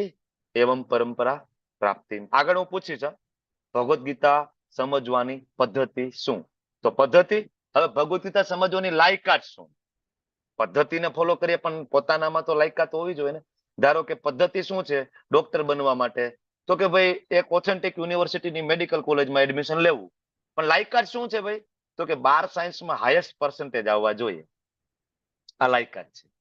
તો બંનેનું મેચિંગ થશે, લાયકાતે હશે અને પદ્ધતિ પ્રોપર હશે તો વ્યક્તિ ડોક્ટર બની જશે, સમાજમાં ખૂબ માન પ્રાપ્ત કરશે. બરાબર, ડોક્ટર બને, એન્જિનિયર બને, આઈપીએસ બને, ટીચર બને, વોટ એવર, સેમ પદ્ધતિ બધી જગ્યાએ ફોલો થાય. એમ અહીંયા પણ પદ્ધતિ અને લાયકાત. લાયકાત શું છે? તો કે સ એવાય મયા તેજ્ય યોગ પ્રોક્ત પુરાતન ભક્તો અસી મે સખા ચેતી. આ લાયકાત છે. જો તમે ભગવાનના ભક્ત બનવાની કોશિશ કરતા હોય, તમે ભગવાનના સખા, મિત્ર કોને કહેવાય? મિત્ર એને કહેવાય જે મિત્રની આપણી બધી વાત માનતા હોય. ભક્ત બનવું એટલે શું? ભક્ત બનવું એટલે ભગવાનના દરેક શબ્દ ઉપર આપણને વિશ્વાસ હોય, એના શબ્દો ઉપર આપણને શ્રદ્ધા હોય, એના પ્રત્યે આપણને માન હોય. બરાબર, ભક્ત બનવું એટલે. બરાબર, આજકાલ લોકો ઘણા બધાના ભક્ત નથી બનતા પોલિટિકલ પાર્ટીના. તો પોલિટિકલ પાર્ટીના જે લીડર હોય ગમે તે કે લોકો સ્વીકારી લે ને, આંધળું ખોટું હોય તો એ લોકો માની લે ને, જય હો જય હો જય હો, તમે ભાઈ ભક્ત છો આના.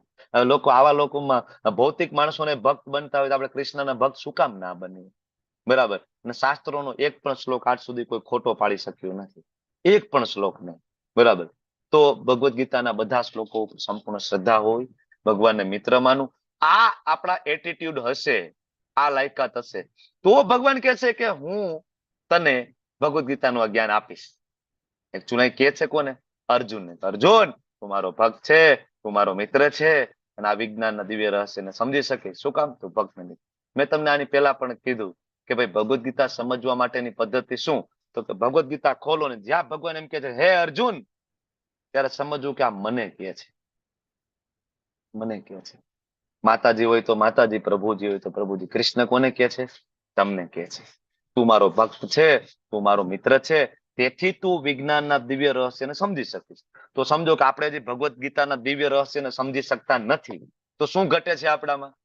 કે હજી આપણે ભક્ત બનવાની કોશિશ કરતા નથી. આપણે હજી ભગવાનને આપણા પરમ મિત્ર તરીકે સ્વીકારતા નથી. એટલે આપણા હૃદયમાં એ દદામી બુદ્ધિયોગમ થતું નથી. બરાબર ને? એટલે આ મહત્વની વસ્તુ છે લાયકાત. હવે હમણાં આપણે વાત કરીએ એમ કે સ્વાભાવિક છે કે અર્જુન બરાબર પ્રશ્ન પૂછશે, કારણ કે અર્જુન આપણને બધાને રિપ્રેઝન્ટ કરે છે એકચ્યુઅલી. ભગવાન એમ કીધું ને કે મેં વિવસ્વાનને આપ્યું, મનુ મહારાજને આપ્યું, બરાબર. તો અર્જુન કે પણ આપણા બેનો જન્મ બરાબર સેમ, મામા ફઈના દીકરા છીએ, હું તમારે ત્યાં વેકેશનમાં આવતો, તમે મારે ત્યાં આવતો, હવે તો એવું કેમ બને કે તમે વિવસ્વાનને આપ્યું? એકચ્યુઅલી અર્જુનનો પ્રશ્ન છે, અર્જુનનો પ્રશ્ન નથી. કોનો પ્રશ્ન છે? તમારો. ડાઉટ અર્જુનનો નથી, આપણો છે. હું તમને એમ કહું બરાબર કે ભાઈ ભગવાનના જેટલા પણ અવતારો, 10 અવતારના નામ તમે સાંભળ્યા હશે. હું એમ કહું કે 10 અવતાર છે એ પણ કૃષ્ણના અવતાર છે. હું તમને એમ કહું કે ભગવાનના જેટલા પણ અવતારો થયા, 24 અવતારોનું લિસ્ટ વેદવ્યાસજી આપે છે, એ બધા અવતારો પણ કૃષ્ણના છે. તો તમે માથું ખંજવાળવા માંડો ને, આ તો લેવલ 1 કર્યું છે આપણે. બાકી કોઈને એમ કહે કે 10 અવતાર છે કૃષ્ણના છે, તો શું કે એ તો નારાયણના અવતાર છે, વિષ્ણુના અવતાર છે. પણ એ 11મો અધ્યાય વાંચે તો ખબર પડે કે વિષ્ણુ છે જ કૃષ્ણમાંથી આવે છે, મૂળ રૂપે કૃષ્ણ છે. 11મા અધ્યાયના અંતે ભગવાન આ કહેવાય ને ક્લિયરલી સમજાવી રહ્યા છે. બરાબર. તો આ ડાઉટ કોનો છે? આપણો, અર્જુનનો નથી. બરાબર. અને જો અર્જુન અને ભગવાનનો કેવો સંબંધ છે, બરાબર. અર્જુનને પ્રશ્ન પૂછવાની મોકળાશ છે, બધા પ્રશ્ન પૂછે છે ભગવાનને, અને ભગવાન છે બધા જવાબ આપે છે. બરાબર. એટલે આ લોકોને જો હજી તમે બહાર નીકળીને ઘણા બધાને કહેશો તો લોકો સમજી નહીં શકે. બરાબર. કે જેટલા અવતાર છે કૃષ્ણના છે, તો તરત તમારો વિરોધ કરશે. કારણ કે કોઈને ભાગવતમ વાંચવું નથી, બીજું કોઈને ગુરુ શિષ્ય પરંપરામાં જવું નથી. કારણ કે પરંપરામાં જાય તો નિયમો પાડવા પડે, બરાબર. થોડો ત્યાગ, થોડું વૈરાગ્ય. તો કોઈને ત્યાગ નથી કરવો, વૈરાગ્ય નથી થોડું જીવનમાં અપનાવવું, તો જ્ઞાન કેવી રીતના પ્રગટ થશે, કેવી રીતના પ્રાપ્ત થાય? બરાબર ને? થોડું ત્યાગ, થોડું વૈરાગ્ય હશે. ઇવન ભૌતિક જગતમાં જ્ઞાન પ્રાપ્ત કરવું હોય તો તમને બધાને ખ્યાલ છે, આપણે સ્કૂલ કોલેજમાં હોસ્ટેલમાં રહ્યા છીએ, બરાબર ને? હોસ્ટેલનું કેવું જમવાનું હોય? બરાબર. અમે તો જે હોસ્ટેલમાં રહેતા અમને ખબર છે, બરાબર, કેવું જમવાનું હોય. જે શાકના કોઈ નામ ના સાંભળ્યા હોય, હું પહેલી વાર મહારાષ્ટ્ર ગયો, પહેલી વાર મુંબઈ ગયો, જિંદગીમાં આપણે શાકના નામ ના સાંભળ્યા હોય, કોઈ દી ખાધું ના હોય, એવા એવા શાક આપણને પીરસવામાં આવે રોજ, બરાબર. અને મોટા ભાગે અઠવાડિયામાં 4 દિવસ સેમ જ હોય, બરાબર. એ જ તમારે ખાવાનું, કોઈ કમ્પ્લેન નહીં, કોઈ ફરિયાદ નહીં, બરાબર. અને એ આપણે ત્યારે વાંચતા, સવારમાં આપણે વહેલા ઉઠતા રીડિંગ કરવા માટે, 3-3 વાગે 4-4 વાગે ઉઠીને વાંચતા. તમને ખ્યાલ હશે, જે લોકોએ ભણ્યા હશે, મહેનત કરી હશે. તો ભૌતિક જગતનું જ્ઞાન પ્રાપ્ત કરવા માટે પણ આ વૈરાગ્ય જોઈએ, આ ત્યાગ જોઈએ. અને હવે આધ્યાત્મિક જગતનું સુપ્રીમ જે જ્ઞાન છે, એ તમારે કોઈ વૈરાગ્ય નહીં, જીવનમાં કોઈ ત્યાગ નહીં, ખાલી મજા ઇન્દ્રિય ભોગ કરતા કરતા પ્રાપ્ત કરવું હોય તો ધેટ ઇઝ ઇમ્પોસિબલ, એ થવાનું નથી. એટલે લોકો સમજી નથી શકતા, બરાબર, કે ભગવાન કૃષ્ણ કોણ છે. મોટા ભાગે લોકો એવું માને છે કે કૃષ્ણ દેવકી પુત્ર તરીકે પ્રગટ થયા. આનાથી વધારે લોકોને સમજવું બહુ અઘરું છે, પ્રભુપાદ તાત્પર્યમાં લખે છે, બરાબર. એટલે સમજી નથી શકતા. એટલે અર્જુન છે એ ભગવાનને પ્રશ્ન જ એટલા માટે પૂછે છે, ભગવાન તમે જ ક્લિયરલી કહી દો. એટલે ભગવાન અહીંયા આગળના શ્લોકની અંદર એ ડાઉટ વધારે ક્લિયર કરશે. એકચ્યુઅલી અર્જુનની કોઈ શંકા નથી, આ શંકા તમારી મારી છે. એટલે હવે 5 થી 10 જે શ્લોક છે ને, એ ભગવાન પોતાનું પ્રાગટ્ય, એનું જે પ્રગટ થવું, કેવી રીતના પ્રગટ થાય છે, આ બધી ચર્ચા ભગવાન કરશે. એમાં 5મા શ્લોકમાં ભગવાન બહુ જ ક્લિયરલી કહે છે કે તારા ને મારા અનેક જન્મ થઈ ગયા. તમે તારા એટલે કોણ? તારા એટલે હું, તારા એટલે તમે, બરાબર. તારા એટલે તમે, તારા એટલે હું. અને બરાબર ભગવાન કહે છે તારા અને મારા. મારા એટલે કોણ? કૃષ્ણ. તો કૃષ્ણ કેટલી વખત આ જગતમાં અવતરી ચુક્યા છે, અને ઇવન આપણે પણ આ જગતમાં ખરબો અને અબજો જન્મ લઈ ચુક્યા છીએ, બરાબર. અબજો જન્મ આપણે આ જગતમાં લઈ ચુક્યા છીએ, અનેક જન્મ. પણ ફરક શું છે? તો કે કૃષ્ણ જયારે રામચંદ્રજી તરીકે આવ્યા, બરાબર, અને પછી કૃષ્ણચંદ્ર તરીકે આવ્યા, તેને બધું યાદ જ છે કે રામચંદ્રજી તરીકે આવ્યા ત્યારે બધા ઋષિમુનિઓ એને જોઈ અને મોહિત થયા હતા. અને ઋષિમુનિઓએ જે કામના કરી હતી, શું કામના હતી ઋષિમુનિઓની? તો કે ભાઈ માધુર્ય ભાવે પ્રેમ કરવો, ભગવાન તમારી સાથે જ રહેવું છે, દૂર નથી જવું. તો કૃષ્ણ તરીકે પ્રગટ થયા તો ત્યારે એને બધું યાદ જ છે. બધા જ ઋષિમુનિઓને પ્રગટ કર્યા પોતાની ગોપી બનાવીને, બરાબર. કોઈ વૃદ્ધ ગોપી છે, બરાબર. કોઈ ગોપી છે મા તરીકે કૃષ્ણને પ્રેમ કરે છે, કોઈ ગોપી સખા તરીકે પ્રેમ કરે છે, બરાબર. કોઈ ગોપી નાની છે, કોઈ ગોપી મોટી છે, બરાબર. નાની એવી બાળકીથી લઈને વૃદ્ધ ગોપીઓની શૃંખલાઓ છે. જે ઋષિનો જેવો ભાવ હતો, ભગવાનને બધું યાદ રહે છે. આપણને આપણને હમણાં હું પૂછું તમને બધાને કાલ બપોરે શેનું શાક ખાધું હતું, તો આપણે માથું ખંજવાળું થાય. કાલ બપોરે આપણી આ હાલત છે.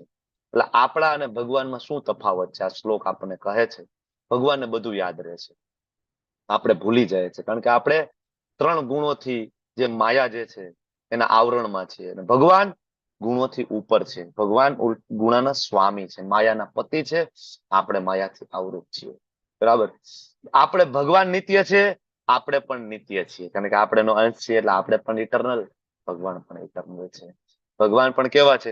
અદ્વૈતમ અચ્યુતમ અનાદિમ અનંત રૂપમ આદ્યમ પુરાણમ પુરુષમ નવ યૌવનમ ચ. કૃષ્ણ કેવા છે? નવ યૌવન. એમાં આપણે પણ આમ જોઈએ તો નવ યૌવન છે, તો આપણે ભોગવવાની કામના કરી અને જન્મ મૃત્યુ જરા વ્યાધિ ના ચક્કરમાં આપણે પડ્યા છીએ. તો જીવ અને ભગવાનનો તફાવત ભગવાન સમજાવે છે, અને ભગવાન ક્લિયરલી કહે છે કે હું ભગવાન છું ને એટલે મને બધું યાદ છે. તું જીવ છે ને, તને યાદ નહીં રહ્યું. તારો ને મારો તફાવત છે. બરાબર. તો આગળના શ્લોકમાં ભગવાન કહે છે કે હવે ઘણા બધાને એવો ડાઉટ હોય, મોટા ભાગના તમે પૂછો ને, તમે પ્રચાર માટે નીકળતા હોય તમને ખ્યાલ હોય, લોકોને તમે કહો કે ભાઈ કૃષ્ણ ભગવાન છે તો માનવું થોડું એને અઘરું પડે, પણ એને એમ કહો શિવજી ભગવાન છે તો જલ્દી માની દે. શું કામ? તો કે શિવજી છે ને એ મોટા ભાગે અહીંયા અવતાર લેવા આવતા નથી, કારણ કે શિવજીને આ ભૌતિક જગતમાં કોઈ ઇન્ટરેસ્ટ નથી. એટલે એ કોઈ લીલા કરવા આવે કે એમાં બહુ ઇન્ટરેસ્ટ નથી. બહુમાં બહુ આવે તો એ રુદ્ર તરીકે આવે તો રામચંદ્રજીની સેવા કરવા માટે હનુમાનજી સ્વરૂપે આવે. અને એ બહુ લોકો ઓછું જાણે છે કે હનુમાનજી પણ રુદ્ર અંશ છે, શિવજીના અંશ અવતાર તરીકે પ્રગટ થાય. તો શિવજી આવતા નથી એટલે બધાને ખબર છે કે શિવજી અજન્મા છે, કારણ કે શિવજીનો કોઈ જન્મ મૃત્યુ વિશેની કોઈ ચર્ચા નથી. પણ કૃષ્ણ આવે છે, વારંવાર આવે છે, જન્મ લે છે, લીલાઓ પૂરી થાય છે, સ્વધામ પાછા જાય છે. બરાબર. તો લોકોને એમ થાય છે કે આનો જન્મ થયો અને ભાલકા તીર્થમાં તીર લાગી ગયું અને મરી ગયા, મતલબ આ બરાબર ભગવાન ના હોઈ શકે. પણ તમને ને મને પ્રેમ કરે છે, એટલે આવી કચરા જેવી જગ્યામાં એ વારંવાર આવે છે. વારંવાર આવે. રામચંદ્રજી તરીકે આવે, કૃષ્ણચંદ્રજી તરીકે આવે. બરાબર. તો એનો કોઈ જન્મ નથી. કૃષ્ણનું અહીંયા આવું અને સ્વધામ જવું ઇટ્સ લાઈક સૂર્યનું પ્રગટ થવું, બરાબર, સૂર્યનું ઉગવું અને સૂર્યનું આથમવું. કોઈ મૂર્ખ વ્યક્તિ હશે એવું કહે કે સૂર્યનો જન્મ થયો પૂર્વમાં પશ્ચિમમાં મૃત્યુ થયું, કારણ કે એને રાત દેખાવાનું બંધ થઈ જાય. તો સૂર્ય નથી? છે ને. અહીંયા દેખાવાનું બંધ થાય, કેનેડામાં જાઓ, બરાબર, ચાઇનામાં જાઓ, અમેરિકામાં જાઓ, ત્યાં કદાચ પ્રગટ થયા હશે સૂર્યનારાયણ ભગવાન. ભગવાન અજન્મા છે, અજો અપી સન અવ્યયાત્મા. ભગવાનનો દિવ્ય દેહ કદી નાશ પામતો નથી. પછી ભગવાન કહે છે ભૂતાનામ ઈશ્વરોપી સન. બધા જ અહીંયા ભૂતાનામ એટલે અહીંયા કોઈ એક્સક્લુઝન નથી કે આનો હું સ્વામી નથી. બરાબર. ઉપરથી લઈને નીચે સુધી બધા જ દેવી દેવતાઓથી લઈને કીડી મકોડાથી લઈને ભગવાન એમ કહે છે કે બધાનો હું ઈશ્વર છું. પ્રકૃતિમ સ્વામ અધિષ્ઠાય સંભવામી આત્મમાય. તો ભગવાન તમે કઈ રીતના જગતમાં આવો છો? આત્મમાયા અર્જુન. ભગવાનની મહત્વની 2 શક્તિ, યોગ માયા શક્તિ અને મહામાયા શક્તિ. બરાબર. તો ભગવાન એમ કહે છે કે હું મારી યોગ માયા શક્તિ, મારી પોતાની શક્તિ ના બળે આત્મમાયા હું મૂળ રૂપે પ્રગટ થાઉં છું. અહીંયા કૃષ્ણ એમ કહે છે કે હું મૂળ રૂપે આવું છું. બરાબર. ભગવાનનું મૂળ રૂપની ચર્ચા 11મા અધ્યાયના અંતે જયારે અર્જુને એમ કીધું ને કે વિરાટ સ્વરૂપ બતાવો, તો વિરાટ સ્વરૂપ બતાવ્યું. પછી અર્જુને કીધું ભગવાન ચતુર્ભુજ બતાવો, વિષ્ણુ સ્વરૂપ, તો ભગવાને ચતુર્ભુજ બતાવ્યું. બરાબર. પછી અર્જુન એમ કીધું ભગવાન તમે મારું દ્વિભુજ વાળું સ્વરૂપ બતાવો.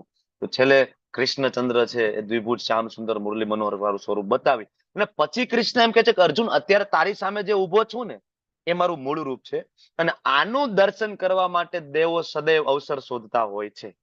11મા અધ્યાયના અંતે આપણે ભણ્યા લેવલ 1માં. તો ત્યાં પણ કૃષ્ણએ કહ્યું કે મૂળ સ્વરૂપ કયું? ચતુર્ભુજ નહીં, 1000 ભુજ વાળું નહીં. કયું? દ્વિભુજ.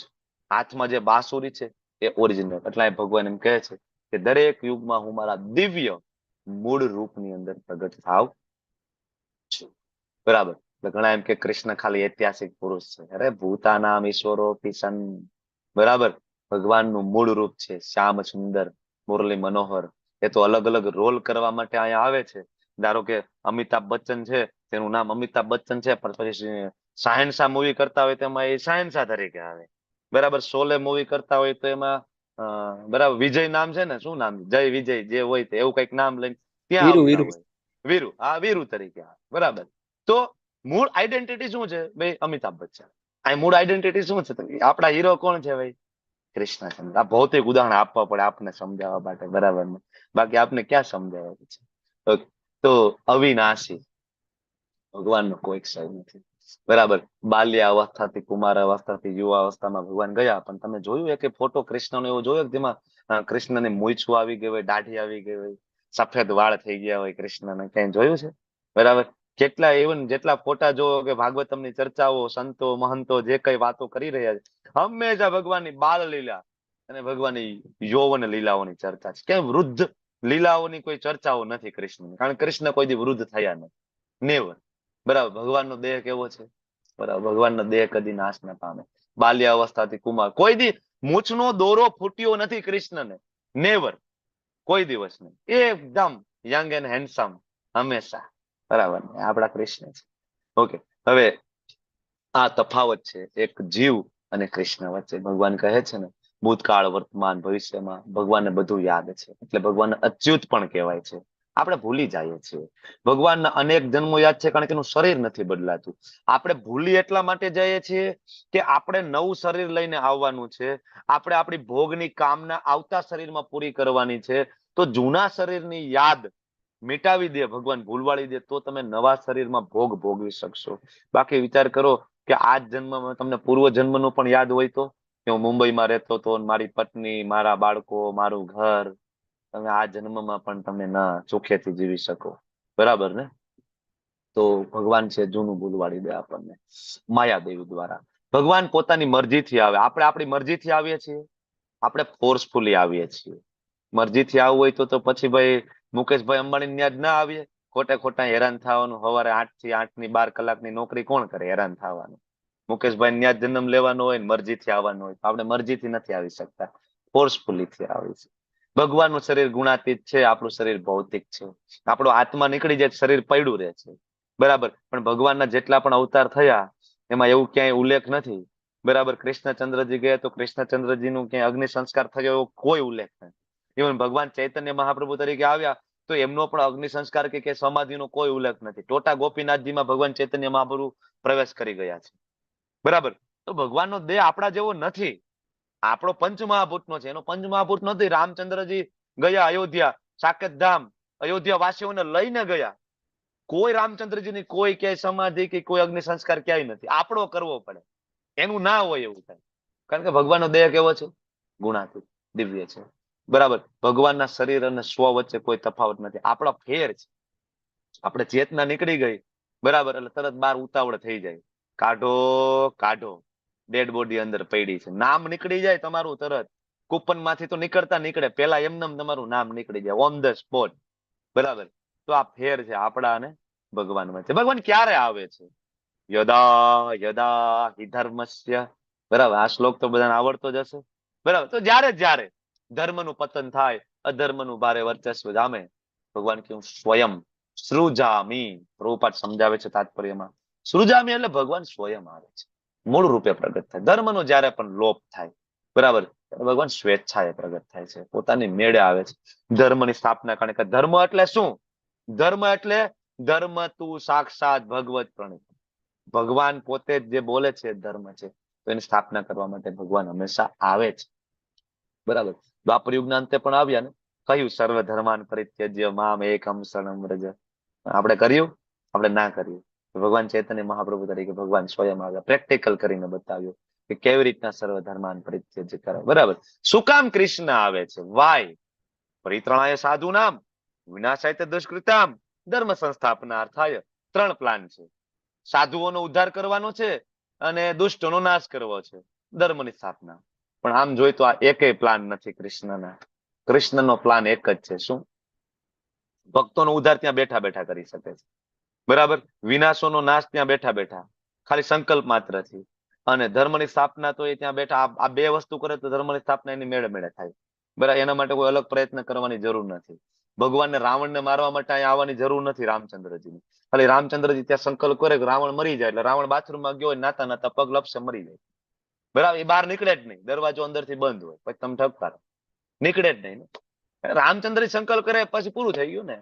તો ભગવાન એકચ્યુઅલી ખાલી ભક્તો જે છે એના હૃદયને ગમે એવી લીલાઓ કરવા માટે, પરમહંસોનું મન જેમાં રમે ને એટલા માટે. ભક્તોનો વિરહ, જે ભક્તોને ભગવાન પ્રત્યેનો જે વિરહ છે ને, એ વિરહને ઓછો કરવા માટે કૃષ્ણ આવે છે હંમેશા. બરાબર. શું કામ આવે છે? રામચંદ્રજી અહલ્યાબાઈનો ઉદ્ધાર કરવા માટે આવે. સબરીબાઈ રાહ જોતા હતા, કારણ કે એના ગુરુ મહારાજ માતંગ ઋષિએ કીધું હતું કે એક દિવસ રામચંદ્રજી આવશે. સબરીબાઈ તમને શું લાગે, કોઈ સામાન્ય સ્ત્રી હતી? સબરીબાઈની સાથે જે ઋષિ મુનિઓ હતા ને, જે સાથે મળીને આખું ગ્રુપ તપશ્ચર્યા કરતું હતું, હજારો ઋષિઓ, એમાં એક સબરીબાઈ હતા, તપશ્ચર્યા કરતા હતા. તો બીજા બધા જ ઋષિઓ તપશ્ચર્યાના બળે ઉપરના લોકમાં ગયા હતા. કોઈ સ્વર્ગ લોકમાં ગયું, કોઈ જનલોકમાં, મહરલોકમાં, જેવી જેની ઈચ્છા હતી એવા આગળ ઉપરના લોક બધાને પ્રાપ્ત થયા હતા. બધાને વિમાનો લેવા આવ્યા, પણ સબરીબાઈ નહોતા ગયા. સબરીબાઈ રોકાણા હતા. એના ગુરુ મહારાજ એમ કીધું હતું કે તમારા માટે પ્રભુ રામચંદ્રજી સ્વયં આવશે. સબરીબાઈ હજારો વર્ષોથી ત્યાં બેઠા હતા, રાહ જોતા હતા, મારા પ્રભુ આવશે. મારા રોજ ઝૂંપડી વારે, એવરી ડે રોજ તાજા બોર લઈ આવે, ચાખીને મૂકે, આજે મારા પ્રભુ આવશે, આજે મારા પ્રભુ આવશે, આજે મારા પ્રભુ આવશે. તો રામચંદ્રજી એના માટે આવે. રાવણને મારવું એટલે શું? It's like entertainment. તો આવ્યા છે, થોડું મજા કરતા જાય. એનું રાવણને મારવો કોઈ એનું પ્લાન નથી. બરાબર. હિરણ્યકશિપુને મારવા માટે ભગવાન નરસિંહદેવ પ્રગટ ના થાય. તો પ્રહલાદ મહારાજે એમ કીધું કે ભાઈ ક્યાં છે ભાઈ તારો ભગવાન, ક્યાં છે? સ્તંભમાં છે? હા, સ્તંભમાં છે. પણ ભગવાન એમ કીધું કે ઈશ્વર સર્વભૂતાનાં હૃદયે અર્જુન તિષ્ઠતિ, હું તો દરેક જીવના હૃદયમાં છું. પણ પ્રહલાદે એમ કીધું કે આ નિર્જીવ સ્તંભ ભલે રહ્યો, પણ મારો ભગવાન એમાં છે. નરસિંહદેવ વિચાર કરે કે આને એમ કીધું નિર્જીવમાં છે, તો અમારે જવું જ પડે, કારણ કે મારા ભક્તે કીધું છે. બરાબર. આમ તો ભગવાન જળ ચેતનમાં બધે જ છે, પણ આ ભગવાન ભક્તે એમ કીધું કે આ સ્તંભમાં છે, તો તરત જ બરાબર ત્યાં તલવાર મારે છે, સ્તંભના બે ફાડા થઈને ભગવાન નરસિંહદેવ પ્રગટ થાય. શું કામ? પ્રહલાદ મહારાજનો વિશ્વાસ વધારવા માટે, આપણા બધાનો વિશ્વાસ વધારવા માટે ભગવાન એટલા માટે આવે છે. નહીં કે હિરણ્યકશિપુને મારવું એટલે શું કોઈ મોટી વાત છે એના માટે. બરાબર. કૃષ્ણ શું કામ આવે છે? મેં હમણાં કીધું એમ, બધા ઋષિ મુનિઓ, તપસ્વીઓ, બરાબર, એમને આનંદ આપવા માટે આવે છે. બરાબર. યશોદા માતાજી, દેવકીજી, નંદ બાબા, એમના પરમ ભક્તોને આનંદ આપવા માટે કૃષ્ણ આવે છે. નહીં કે બરાબર ને? તો ભગવાન હંમેશા આવે છે, અલગ અલગ અવતારો લે છે. એનું કારણ શું છે? આપણા ઉપર નિષ્કાળ કૃપા કરવા માટે આવે. બીજું કોઈ પ્લાન નથી કૃષ્ણમાં. બરાબર. જે લોકો ભક્ત નથી, ભગવદ ગીતા વાંચતા હોય, બરાબર, પોતાની મેળે ભગવદ ગીતા વાંચે તો એને આટલું જ ખબર પડે કે ભક્તોનો ઉદ્ધાર કરવા, દુષ્ટોનો વિનાશ કરવા આવવું પડે ભગવાન. આવું લાગે ને? બરાબર. ભગવદ ગીતા વાંચીએ તો. પણ જયારે ગુરુ શિષ્ય પરંપરામાં આચાર્ય આપણને સમજાવે, બરાબર, કે ભગવાન આવે છે માત્ર એના ભક્તોના વિરહને ઓછો કરવા માટે, બાકી એનું કોઈ કારણ નથી. કારણ કે એના ભક્તો ઓલરેડી ગોલોકમાંથી આવ્યા છે પ્રચાર કરવા માટે. તો એનો વિરહ ઓછો થાય તો ભગવાન અલગ અલગ લીલાઓ કરવા માટે આવે. તો આ બધું જાણવાનો ફાયદો શું? ભગવાન આવે છે, પ્રગટ થાય છે, એનો જન્મ નથી, એનો મૃત્યુ નથી, હંમેશા યૌવન રહે છે. આ બધું જાણવાનો ફાયદો શું? જન્મ કર્મ ચમે દિવ્યમ. ભગવાનના જન્મ, ભગવાનના કર્મ બંને દિવ્ય છે. અને આ કોઈ જાણી લેશે તો ત્યક્તા દેહમ પુનર્જન્મ, આ શરીર છૂટશે તો પુનર્જન્મ નહિતી, ફરીથી જન્મ નહીં થાય. ક્યાં જઈશું? મામેતી, મારી પાસે આવશું. ક્યાં? ભગવાનના સનાતન ધામમાં. ભગવાનનો એક જ પ્લાન છે અહીંયા આવવાનો, તમને મને લઈ જવા માટે. બીજો કોઈ પ્લાન નથી. હંમેશા ભગવાન આવે છે તમને મને લઈ જવા માટે. બરાબર. તો ઘણા બધા એમ કે તો શું કામ તમે લોકો ભગવાનનો કોઈ જન્મ નથી, તો શું કામ કૃષ્ણ જન્માષ્ટમી ઉજવો છો? હે, તમે લોકો ઇસ્કોન વાળા તો ઉજવો છો, 56 ભોગ લગાડો. અરે એ માત્ર ભગવાનની લીલા છે. બરાબર. જો કૃષ્ણ તરીકે ના આવે, રામ તરીકે ના આવે, તો આજે ચર્ચા કેવી રીતના કરે? કેવી રીતના કૃષ્ણને ઓળખે? કેવી રીતના આપણે રામચંદ્રજીને ઓળખે? આપણે, કારણ કે માયા દ્વારા તો આવરણ પડી ગયું છે. કોઈને આપણે આપણી પોતાની જાતને ઓળખવા તૈયાર નથી. હું ને હું આમાંથી બહાર નીકળતા નથી. ભગવાનને ક્યાંથી ઓળખીએ? ભગવાન સ્વયં પ્રગટ થાય. ભગવાન આ જગતમાં આવું એનો, બરાબર, તમને એક સાદું ઉદાહરણ આપું. લાઈક પ્રાઇમ મિનિસ્ટર હોય, પ્રેસિડેન્ટ હોય ભારતના, તિહાડ જેલમાં મુલાકાત કરવા જાય, વિઝિટ કરે, બરાબર, અને ત્યાં જાય તો જ્યાં કેવો 420 ટપોરી લોકો, એને શું થાય? હા, આવી ગયા, સિવિલ ડ્રેસમાં હોય, જો આવી ગયા, આને કઈક બરાબર 420 કરી હશે, કઈક ગફલો કર્યો હશે, જો આ આવી ગયા, આપણે ફસાણા, આ ફસાણા. આમ અમુક મૂર્ખ લોકો એવું કહેતા હોય કે ભગવાને આવીને માયામાં પડી જાય છે. નહીં, ભગવાન તિહાડ જેલમાં શું કામ જાય છે? ભગવાનને કર્મફળ ભોગવવા માટે નહીં. પ્રેસિડેન્ટ શું કામ જાય તિહાડ જેલમાં? ત્યાં જઈને જેલરને પૂછે. શું પૂછે જેલરને? કોઈ સુધરે એમ છે? તો જેલર રિપોર્ટ આપે કે હા, બરાબર, જે કેદી છે 10 કેદીઓ છે, એમાં 5 કેદીઓ છે સુધરે એમ છે, અને એને ખબર પડે છે કે ભૂલ થઈ ગઈ, તરબૂચ ઉપર છરી મારવાની હતી ને પેટમાં મારી દીધી, હવે બહુ અફસોસ થાય છે, તો હવે શું કરવાનું? તો કે ભાઈ એની સજા કેટલી છે? તો કે ભાઈ સજા છે આની આટલી, તો હવે ઓછી કરો, ડિસ્કાઉન્ટ આપો. બરાબર. એમ કૃષ્ણ આવે, રામચંદ્રજી આવે, શું કામ આવે? કથાઓ આપે. માયાદેવીને પૂછે ભાઈ કોઈ સુધરે એમ છે? તો માયાદેવી જવાબ આપે હા સુધારા ઉપર છે, 81 પાર્ટિસિપન્ટ લેવલ 2 માં સવારમાં હોય છે અને એ બધા સુધારા ઉપર છે. ધીમે ધીમે બધા ક્વિઝ ભરે છે, એમાં 100 જેટલા સાધના ચાર્ટ ભરે છે, આ બધા સુધારા ઉપર છે. બરાબર. તો પછી કૃષ્ણ પૂછે કે ભાઈ આ બધાની સજા કેટલી? કે સજાની વાત જવા દો, આ બધાના મુખિયા સહિત આ બધા કરોડો વર્ષો સુધી આ બધા કે નરકની યોનિના દાવેદાર છે, કરવાનું શું? તો કે એક કામ કરો, આને આવતા જન્મમાં મારી પાસે મોકલી દો. કા? તો કે મારો જન્મ અને કર્મ દિવ્ય છે, જાણવાની ટ્રાય કરે છે. તો કે હા કોશિશ રોજ કરે છે, સમજાય ના સમજાય, પ્રશ્ન થાય, આવડે ન આવડે, પણ આવે છે રોજ. બરાબર. પણ ટ્રાય કરે. યસ, ભગવાન આપણો ખાલી પ્રયત્ન જ જોવે છે, ઓનલી ટ્રાય. બરાબર, પ્રયત્ન. ભગવાન કે મોકલી દો, નેક્સ્ટ જન્મ આની પાસે મોકલી દો, બાકીનું હું સંભાળી લઈશ. બરાબર. તો ભગવાનનો જન્મ દિવ્ય છે, આપણા જેવો નથી. બરાબર. ભગવાનની બે શક્તિ, યોગ માયા, મહામાયા. બરાબર. ભગવાન પોતાની શક્તિના બળે પ્રગટ થાય છે. ભગવાનના કર્મ દિવ્ય છે, આપણા જેવા કર્મ નથી. બરાબર. ભગવાન 5 વર્ષની ઉંમર હોય, 7 દિવસ 7 રાત્રિ ગિરી ગોવર્ધન મહારાજને ધારણ કરે ટટલી આંગળી ઉપર. અને તમારે મારે ઓલો ગેસનો સિલિન્ડર આવ્યો હોય, ફળિયામાં મૂક્યો હોય, એ ઉપાડવા માટે ઓલું ટાયર વાળું ચકડવું જોઈએ. એ ખંભે ઉપાડી નથી અંદર કિચનમાં પહોંચાડી શકતા. બરાબર. આપણે ભગવાન બની છે. એટલે ભગવાનના કર્મ દિવ્ય છે, જન્મ દિવ્ય છે. ઓકે. તો 9 ને 1 થઈ છે, નાનો એવો 5 મિનિટનો બ્રેક, અને પછી ફરીથી આપણે આગળ 11મા શ્લોકથી આગળ વધીશું. યસ, કોણ કીર્તન લેવાનું છે? ચાલો. ઉર્મિલા માતાજી. હરી બોલ. ચાલો માતાજી, ઓવર ટુ યુ, સ્ટાર્ટ. હરે કૃષ્ણ. ભજ ગૌરાંગ કહો ગૌરાંગ, લહો ગૌરાંગીર નામ રે.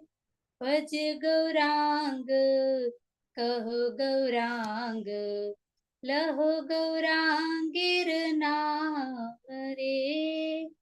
જે જન ગૌરાંગ ભજે, સે હોય અમાર પ્રાણ રે. જે જન ગૌરાંગ ભજે, સે હોય અમાર પ્રાણ રે. ગૌરાંગ ભજલે, ગૌરાંગ જપલે, હોય દુખિયરો અવસાન રે. ગૌરાંગ ભજલે, ગૌરાંગ જપલે, હોય દુખિયરો અવસાન રે. ભજ ગૌરાંગ કહો ગૌરાંગ, લહો ગૌરાંગીર નામ રે. ગૌરાંગ બોલિયા દુબાહુ તુલિયા, નાચિયા નાચિયા વેડાવ રે. ગૌરાંગ બોલિયા દુબાહુ તુલિયા, નાચિયા નાચિયા વેડાવ રે. ભજ ગૌરાંગ કહો ગૌરાંગ, લહો ગૌરાંગીર નામ રે. હરે કૃષ્ણ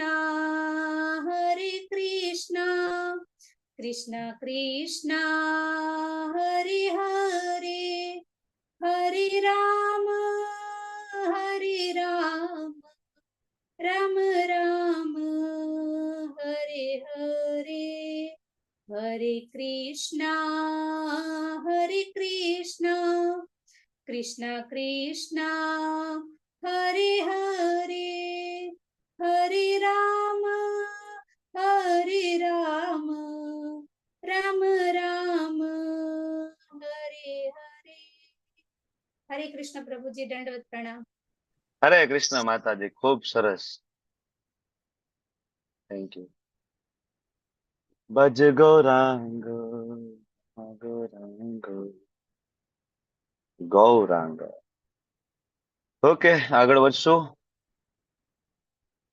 હા, આજે એક મહત્વની જાહેરાત મારે કરવાની છે. 2 મિનિટ તમારી લઉં છું, કારણ કે આજે આપણે પરંપરાની ચર્ચા કરી. ગુરુ શિષ્ય પરંપરા, પરંપરા દ્વારા જ્ઞાન પ્રાપ્ત કરવું, આ બધી ચર્ચા થઈ. બરાબર.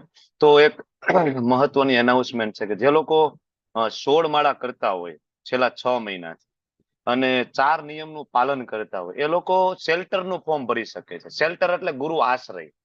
બરાબર. ગુરુ આશ્રયનું ફોર્મ તમે ભરી દો, ગુરુ મહારાજની કૃપા પ્રાપ્ત થાય અને ભવિષ્યમાં જો દીક્ષા લેવાનું તમારું પ્લાન હોય, ઓથેન્ટિક પરંપરામાં જોડાવાનું કઈ પ્લાન હોય, તો દીક્ષા તમને ત્યારે જ મળે કે જ્યારે તમારું શેલ્ટરનું ફોર્મ 6 મહિના પહેલા ભરાયેલું હોય. બરાબર. તો શેલ્ટરનું ફોર્મ ભરવું જરૂરી છે ભવિષ્યમાં ક્યારેય દીક્ષા લેવાનો પ્લાન હોય તો. પણ એમાં 6 મહિના 16 માળા થતી હોય અને 6 મહિના સુધી 4 નિયમનું પાલન થયું હોય, એ લોકો શેલ્ટરનું કરી શકે. તો ઘણા એવા ડિવોટીસ હશે જે 1 માળા 2 માળા કરતા હોય. 4 નિયમો: માંસાહાર ના કરવો, જુગાર ના રમવું, બરાબર, વ્યભિચાર ના કરવો, બરાબર, અને ઇન્ટોક્સિકેશન મતલબ કોઈ વ્યસન ના કરવું. આ જે મુખ્ય 4 નિયમો છે, આ 4 નિયમોનું પાલન અને 16 માળા, આમાં ડુંગળી લસણ ઇન્ક્લુડ છે. ડુંગળી લસણ ના ખાવા જોઈએ, ચા કોફી ના લેવી જોઈએ, પાન માવા બીડી તમાકુ ના લેતા હોય. એ લોકો જો 6 મહિના થયા ગયા હોય અને 16 માળા કરતા હોય તો એ લોકો શેલ્ટરનું ફોર્મ ભરી શકે. બીજા એવા ભક્તો હશે કે જેની શરૂઆત હોય અને 1, 2, 3 માળા કરતા હોય અને નિયમો હજી પાલન થતા ના હોય, તો એ એસ્પાયરનું ફોર્મ ભરી શકે છે. એસ્પાયર એટલે કે 1 માળાનું તમે કમિટમેન્ટ આપો છો, જેમ તમે લેવલ 2 માં આપ્યું છે, અને ઇન ફ્યુચરમાં હું ગુરુ દીક્ષા લેવા માટે ઉત્સાહિત છું, ઉત્સુક છું. બરાબર. હું ધીમે ધીમે મારે એ જે યોગ્યતા એને અર્જિત કરી લઈશ. બરાબર. એ એસ્પાયર કહેવાય. એસ્પાયર 1 જ માળાથી મળે છે. એમાં નિયમોનું જે પાલન ના થતું હોય તો પણ એસ્પાયરનું ફોર્મ ભરી શકાય.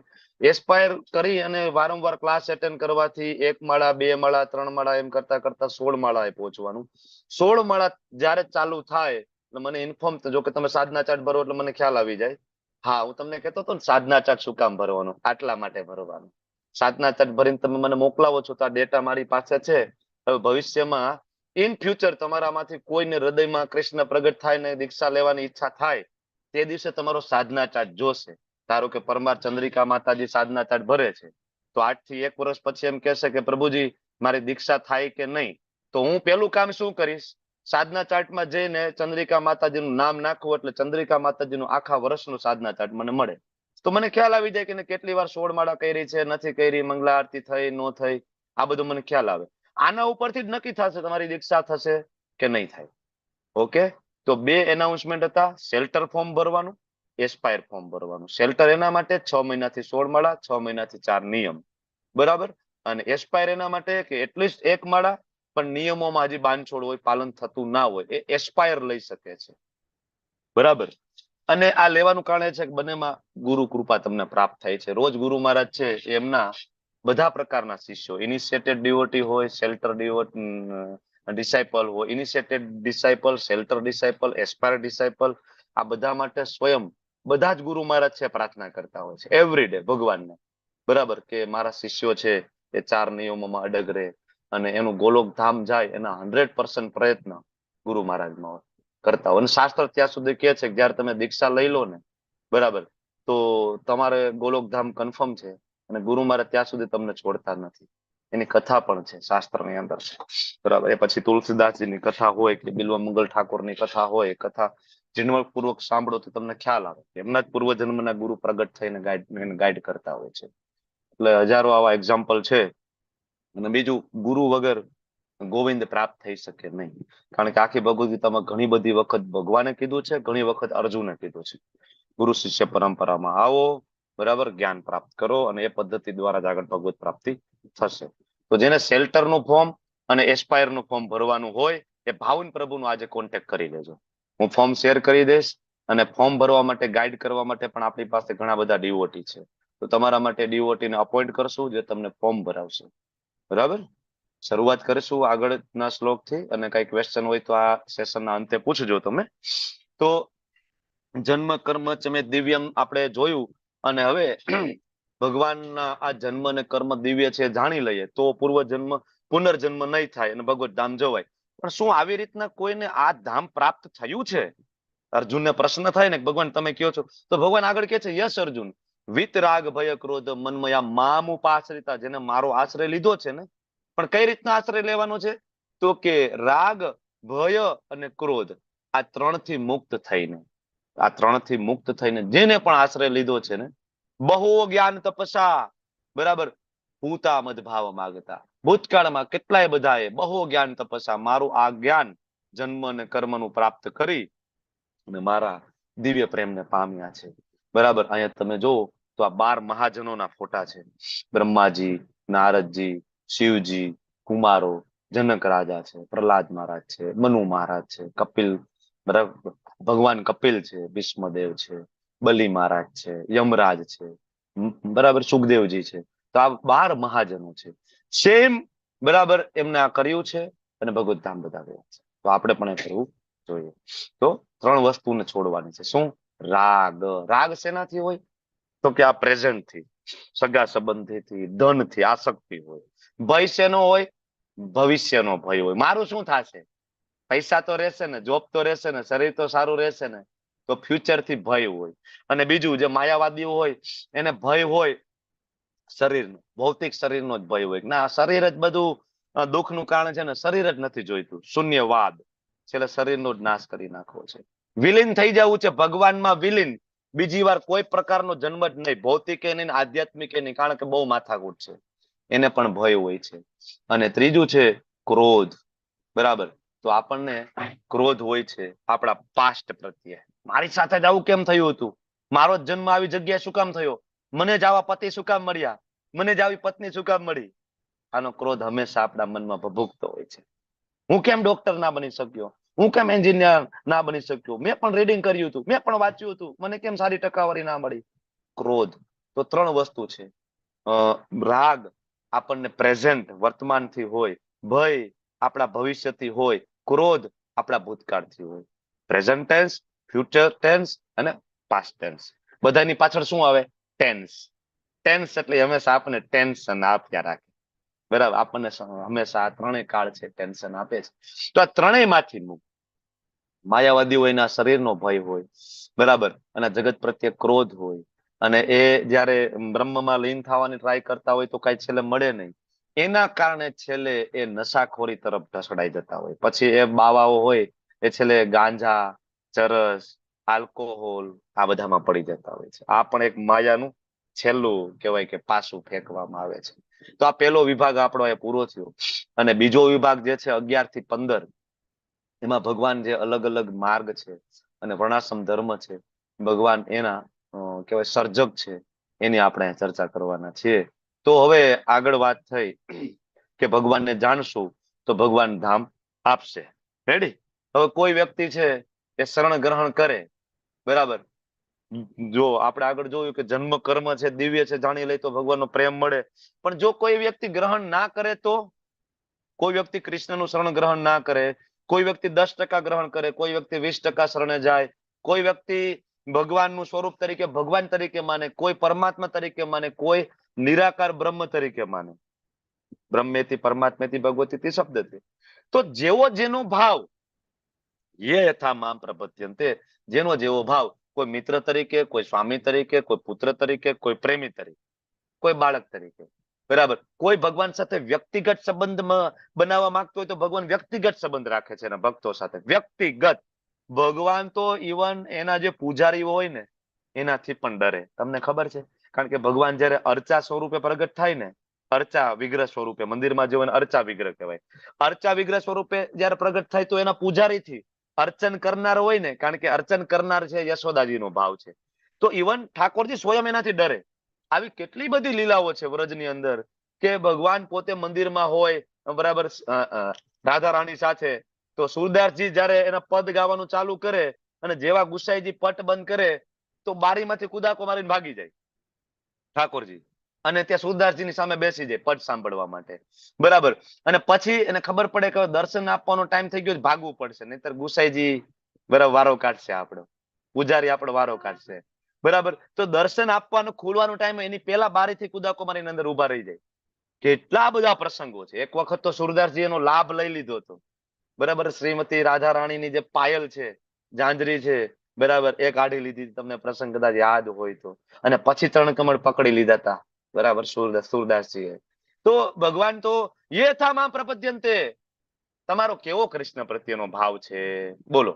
ભગવાન કેમ એ રીતના, તમે કૃષ્ણને ભગવાન માનો છો તો ભગવાન તમને એના દાસ તરીકે સ્વીકારે છે, બરાબર.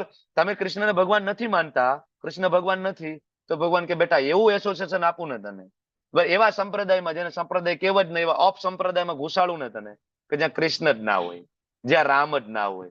તને એવું લાગશે કે હું ભક્તિ કરું છું, હું બહુ મોટો ભગત છું, બેટા પણ એમાં હું નથી, એમાં રામ નથી, કૃષ્ણ નથી. એ અથામાં પ્રપદ્યંતે, ભગવાન જીવની જે ઈચ્છાઓ છે, સ્વતંત્ર ઈચ્છાઓ, એમાં ભગવાન દખલગીરી દેતા નથી. જેવી જીવની ઈચ્છા, બરાબર, ભગવાન એ રીતના રેસિપ્રોકેટ કરે છે. બાકી તમને પ્રેમ હોય, બરાબર, તો ભગવાન તો સાક્ષી ગોપાલ તરીકે વૃંદાવનથી ચાલીને છેક જગન્નાથપુરી, બરાબર, શ્રી વિગ્રહ સ્વરૂપે ગયા હતા. બોલો, સાક્ષી માટે ગયો ને, કારણ કે ઓલા બ્રાહ્મણે વચન આપ્યું હતું, ભાઈ યાત્રા કરાવીશ ને તો મારી દીકરીને લગ્ન તારી હારે કરાવીશ. પણ પછી ખબર પડી કે આ તો આવ નિર્ધન બ્રાહ્મણ છે, તો ઓલો બ્રાહ્મણ પછી ફરી ગયો, બરાબર. તો સાક્ષીમાં મૂક્યા હતા સાક્ષી ગોપાલને, વૃંદાવનમાં ગોપાલને સાક્ષીમાં મૂક્યા હતા. જો આ દાદા મને વચન આપે છે કે દીકરીને લગ્ન મારી હારે કરાવશે, તમે સાક્ષી છો ને ગોપાલ, બરાબર. હવે પછી બ્રાહ્મણ ફરી ગયા, પાછા સાક્ષી કોણ છે, રાજાને બોલાવ્યા, બરાબર. અને કમ્પ્લેન કરી કે આની દીકરી લગ્ન કરવા, એકચ્યુઅલી આને કરુણા હતી કે આ વચનમાંથી ફેલ જશે, આનું પતન થશે, બરાબર. તો સાક્ષીમાં કોણ, તો કે ગોપાલ, તો કે લઈ આવો. હવે તો મૂર્તિ સ્વરૂપે હતા વૃંદાવનમાં. તો ત્યાં ગયા અને હાજીજી કરી, વાતચીત કરી કે ભગવાન તમે સાક્ષીમાં હતા, તમને ખબર છે આવું થયું. ભગવાન બોલે હા એ બરાબર છે, તો ભક્ત કે છે તો ચાલો મારી સાથે. ભગવાન કે હું તો અર્ચા વિગ્રહ સ્વરૂપે, મૂર્તિ સ્વરૂપે ચાલીને કેમ આવું. તો અર્ચા વિગ્રહ સ્વરૂપે તમે બોલી શકો, ચાલી ના શકો, બરાબર, ચાલો મારી સાથે. પાછળ આગળ ભક્ત ને પાછળ ભગવાન, છેક વૃંદાવન થી જગન્નાથપુરીની બાજુમાં સાક્ષી ગોપાલનું મંદિર છે, ત્યાં સુધી છેક એટલું ચાલીને જાય છે પાછળ પાછળ. અને આખા ગામની વચ્ચે કૃષ્ણ સાક્ષી પુરાવે છે કે હા આ બ્રાહ્મણે વચન આપ્યું હતું મારા ભક્ત સાથે લગ્ન કરવાનું.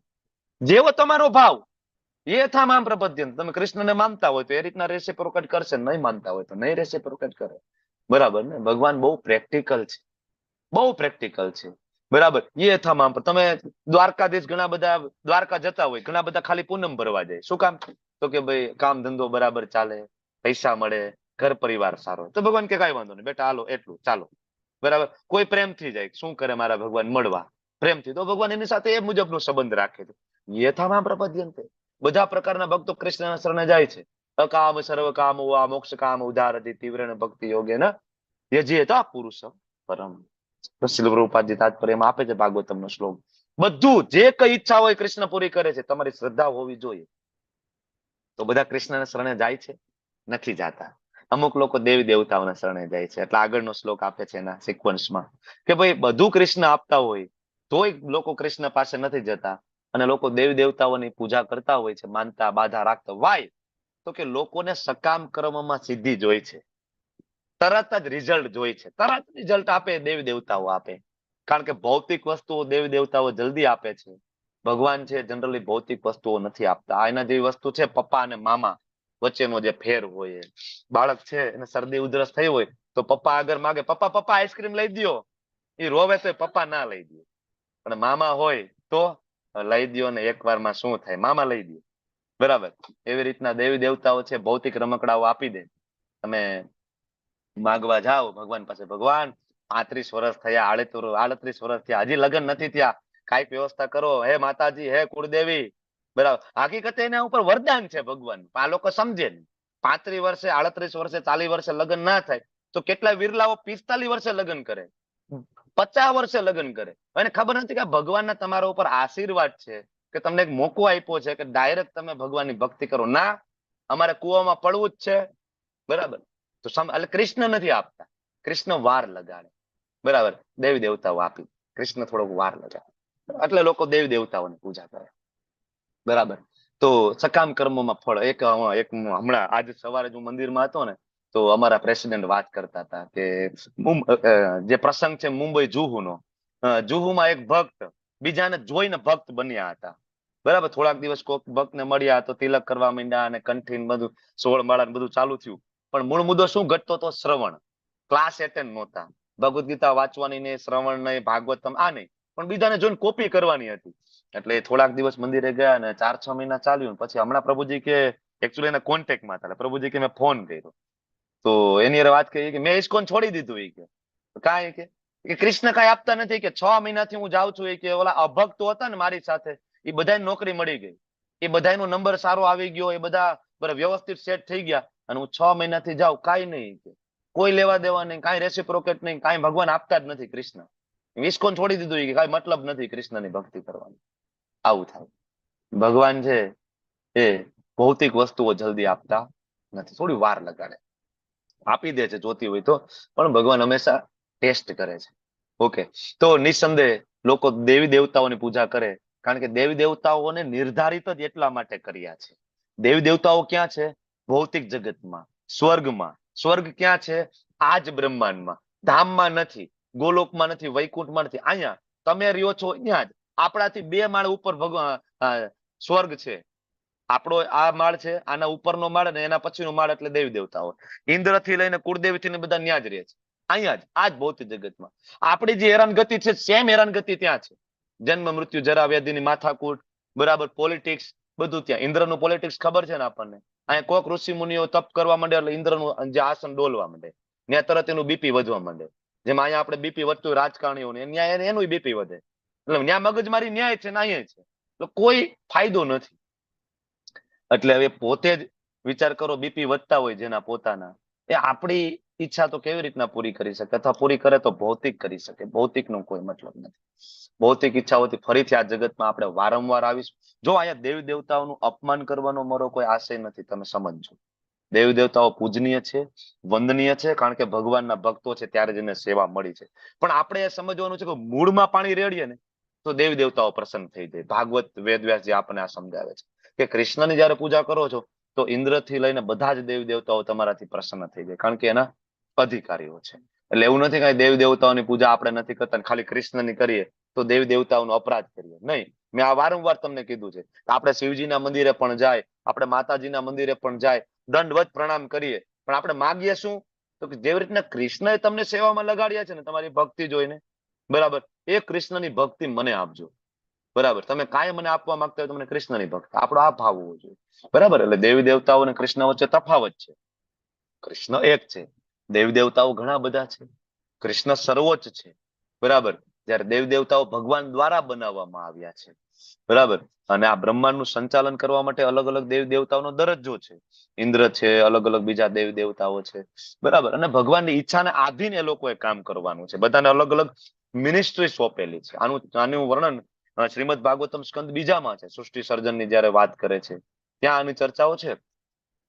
દેવી દેવતાઓ પાસે ભૌતિક શરીર છે, એમને પણ જન્મ, વૃદ્ધાવસ્થા, રોગ આવે છે. ચંદ્રને યક્ષ રાજયક્ષમાં થયો હતો ને, ચંદ્ર દેવતા છે છતાં પણ એને થયો હતો, બીમારી થઈ હતી. જુદા જુદા વિસ્તાર માટે પણ 3 ભૌતિક ગુણોના પ્રભાવ હેઠળ આવે છે. આ લોકો જે છે એ પણ ગુણોને આધીન હોય છે. પણ ભગવાન ભૌતિક સર્જનથી આગળ, બધાના નિયંત્રક, સ્વતંત્ર, અને એ ગુણોના સ્વામી છે, માયાદેવીના સ્વામી છે. આગળ ભગવાન છે આ ભૌતિક જગતમાં જે લોકો કૃષ્ણના શરણે નથી જતા, બરાબર, તો ભોગ ભોગવવાની એમની ઈચ્છા, એ ઈચ્છાને આધીન આ જગતમાં એને એક પર્ટિક્યુલર મેનરમાં એ ભોગ ભોગવી શકે એના માટે સત્વગુણ, રજોગુણ, તમોગુણના આધીન થઈ એક વર્ણાશ્રમ ધર્મની રચના ભગવાને કરી. બ્રાહ્મણ, ક્ષત્રિય, વૈશ્ય, શૂદ્ર, બરાબર, અને એ મુજબ જ 4 આશ્રમ બનાવ્યા: બ્રહ્મચાર્યાશ્રમ, ગૃહસ્થાશ્રમ, વાનપ્રસ્થ અને સંન્યાસાશ્રમ. હવે ચાતુર્વર્ણ્ય મયા સૃષ્ટમ ગુણ કર્મ વિભાગ છે. આમાં ક્યાંય જન્મની ચર્ચા નથી. જન્મથી કોઈ બ્રાહ્મણ, જન્મથી કોઈ ક્ષત્રિય, જન્મથી કોઈ વૈશ્ય, જન્મથી કોઈ શૂદ્ર, એવી ચર્ચા નથી. જે કઈ ગુણ અને કર્મ, 2 વસ્તુ સંકળાયેલી છે. બરાબર, ભૌતિક પ્રકૃતિના 3 ગુણો કયા? સત્વગુણ, રજોગુણ, તમોગુણ. બરાબર, અને એના કર્મ, જેનું આપણે 18મા અધ્યાયમાં બહુ ડિટેલમાં ભણ્યું. ઘણી વખત આ બ્રાહ્મણ, ક્ષત્રિય, વૈશ્ય, શૂદ્રની વાત કરીએ તો ઘણા બધા એમ કે તમારી કાસ્ટ સિસ્ટમ છે, અહીંયા તમે જાતિ વ્યવસ્થા આપી છે, તમારા ભગવાન જાતિ વ્યવસ્થા આપે છે. આ જાતિ વ્યવસ્થા નથી. બરાબર, બ્રાહ્મણ એટલે કોને કહેવાય? સત્વગુણમાં હોય એને બ્રાહ્મણ કહેવાય. રજોગુણી હોય, વીરતા હોય, શૌર્ય હોય, ક્ષત્રિય કહેવાય. રજોગુણ તમોગુણનું મિક્સિંગ હોય, વૈશ્ય કહેવાય. અને તમોગુણમાં હોય અને શૂદ્ર કહેવાય. ગમે તે કન્ટ્રીમાં જાઓ, 4 એ 4 આ જે વેરાયટી મનુષ્યોની તમને મળશે.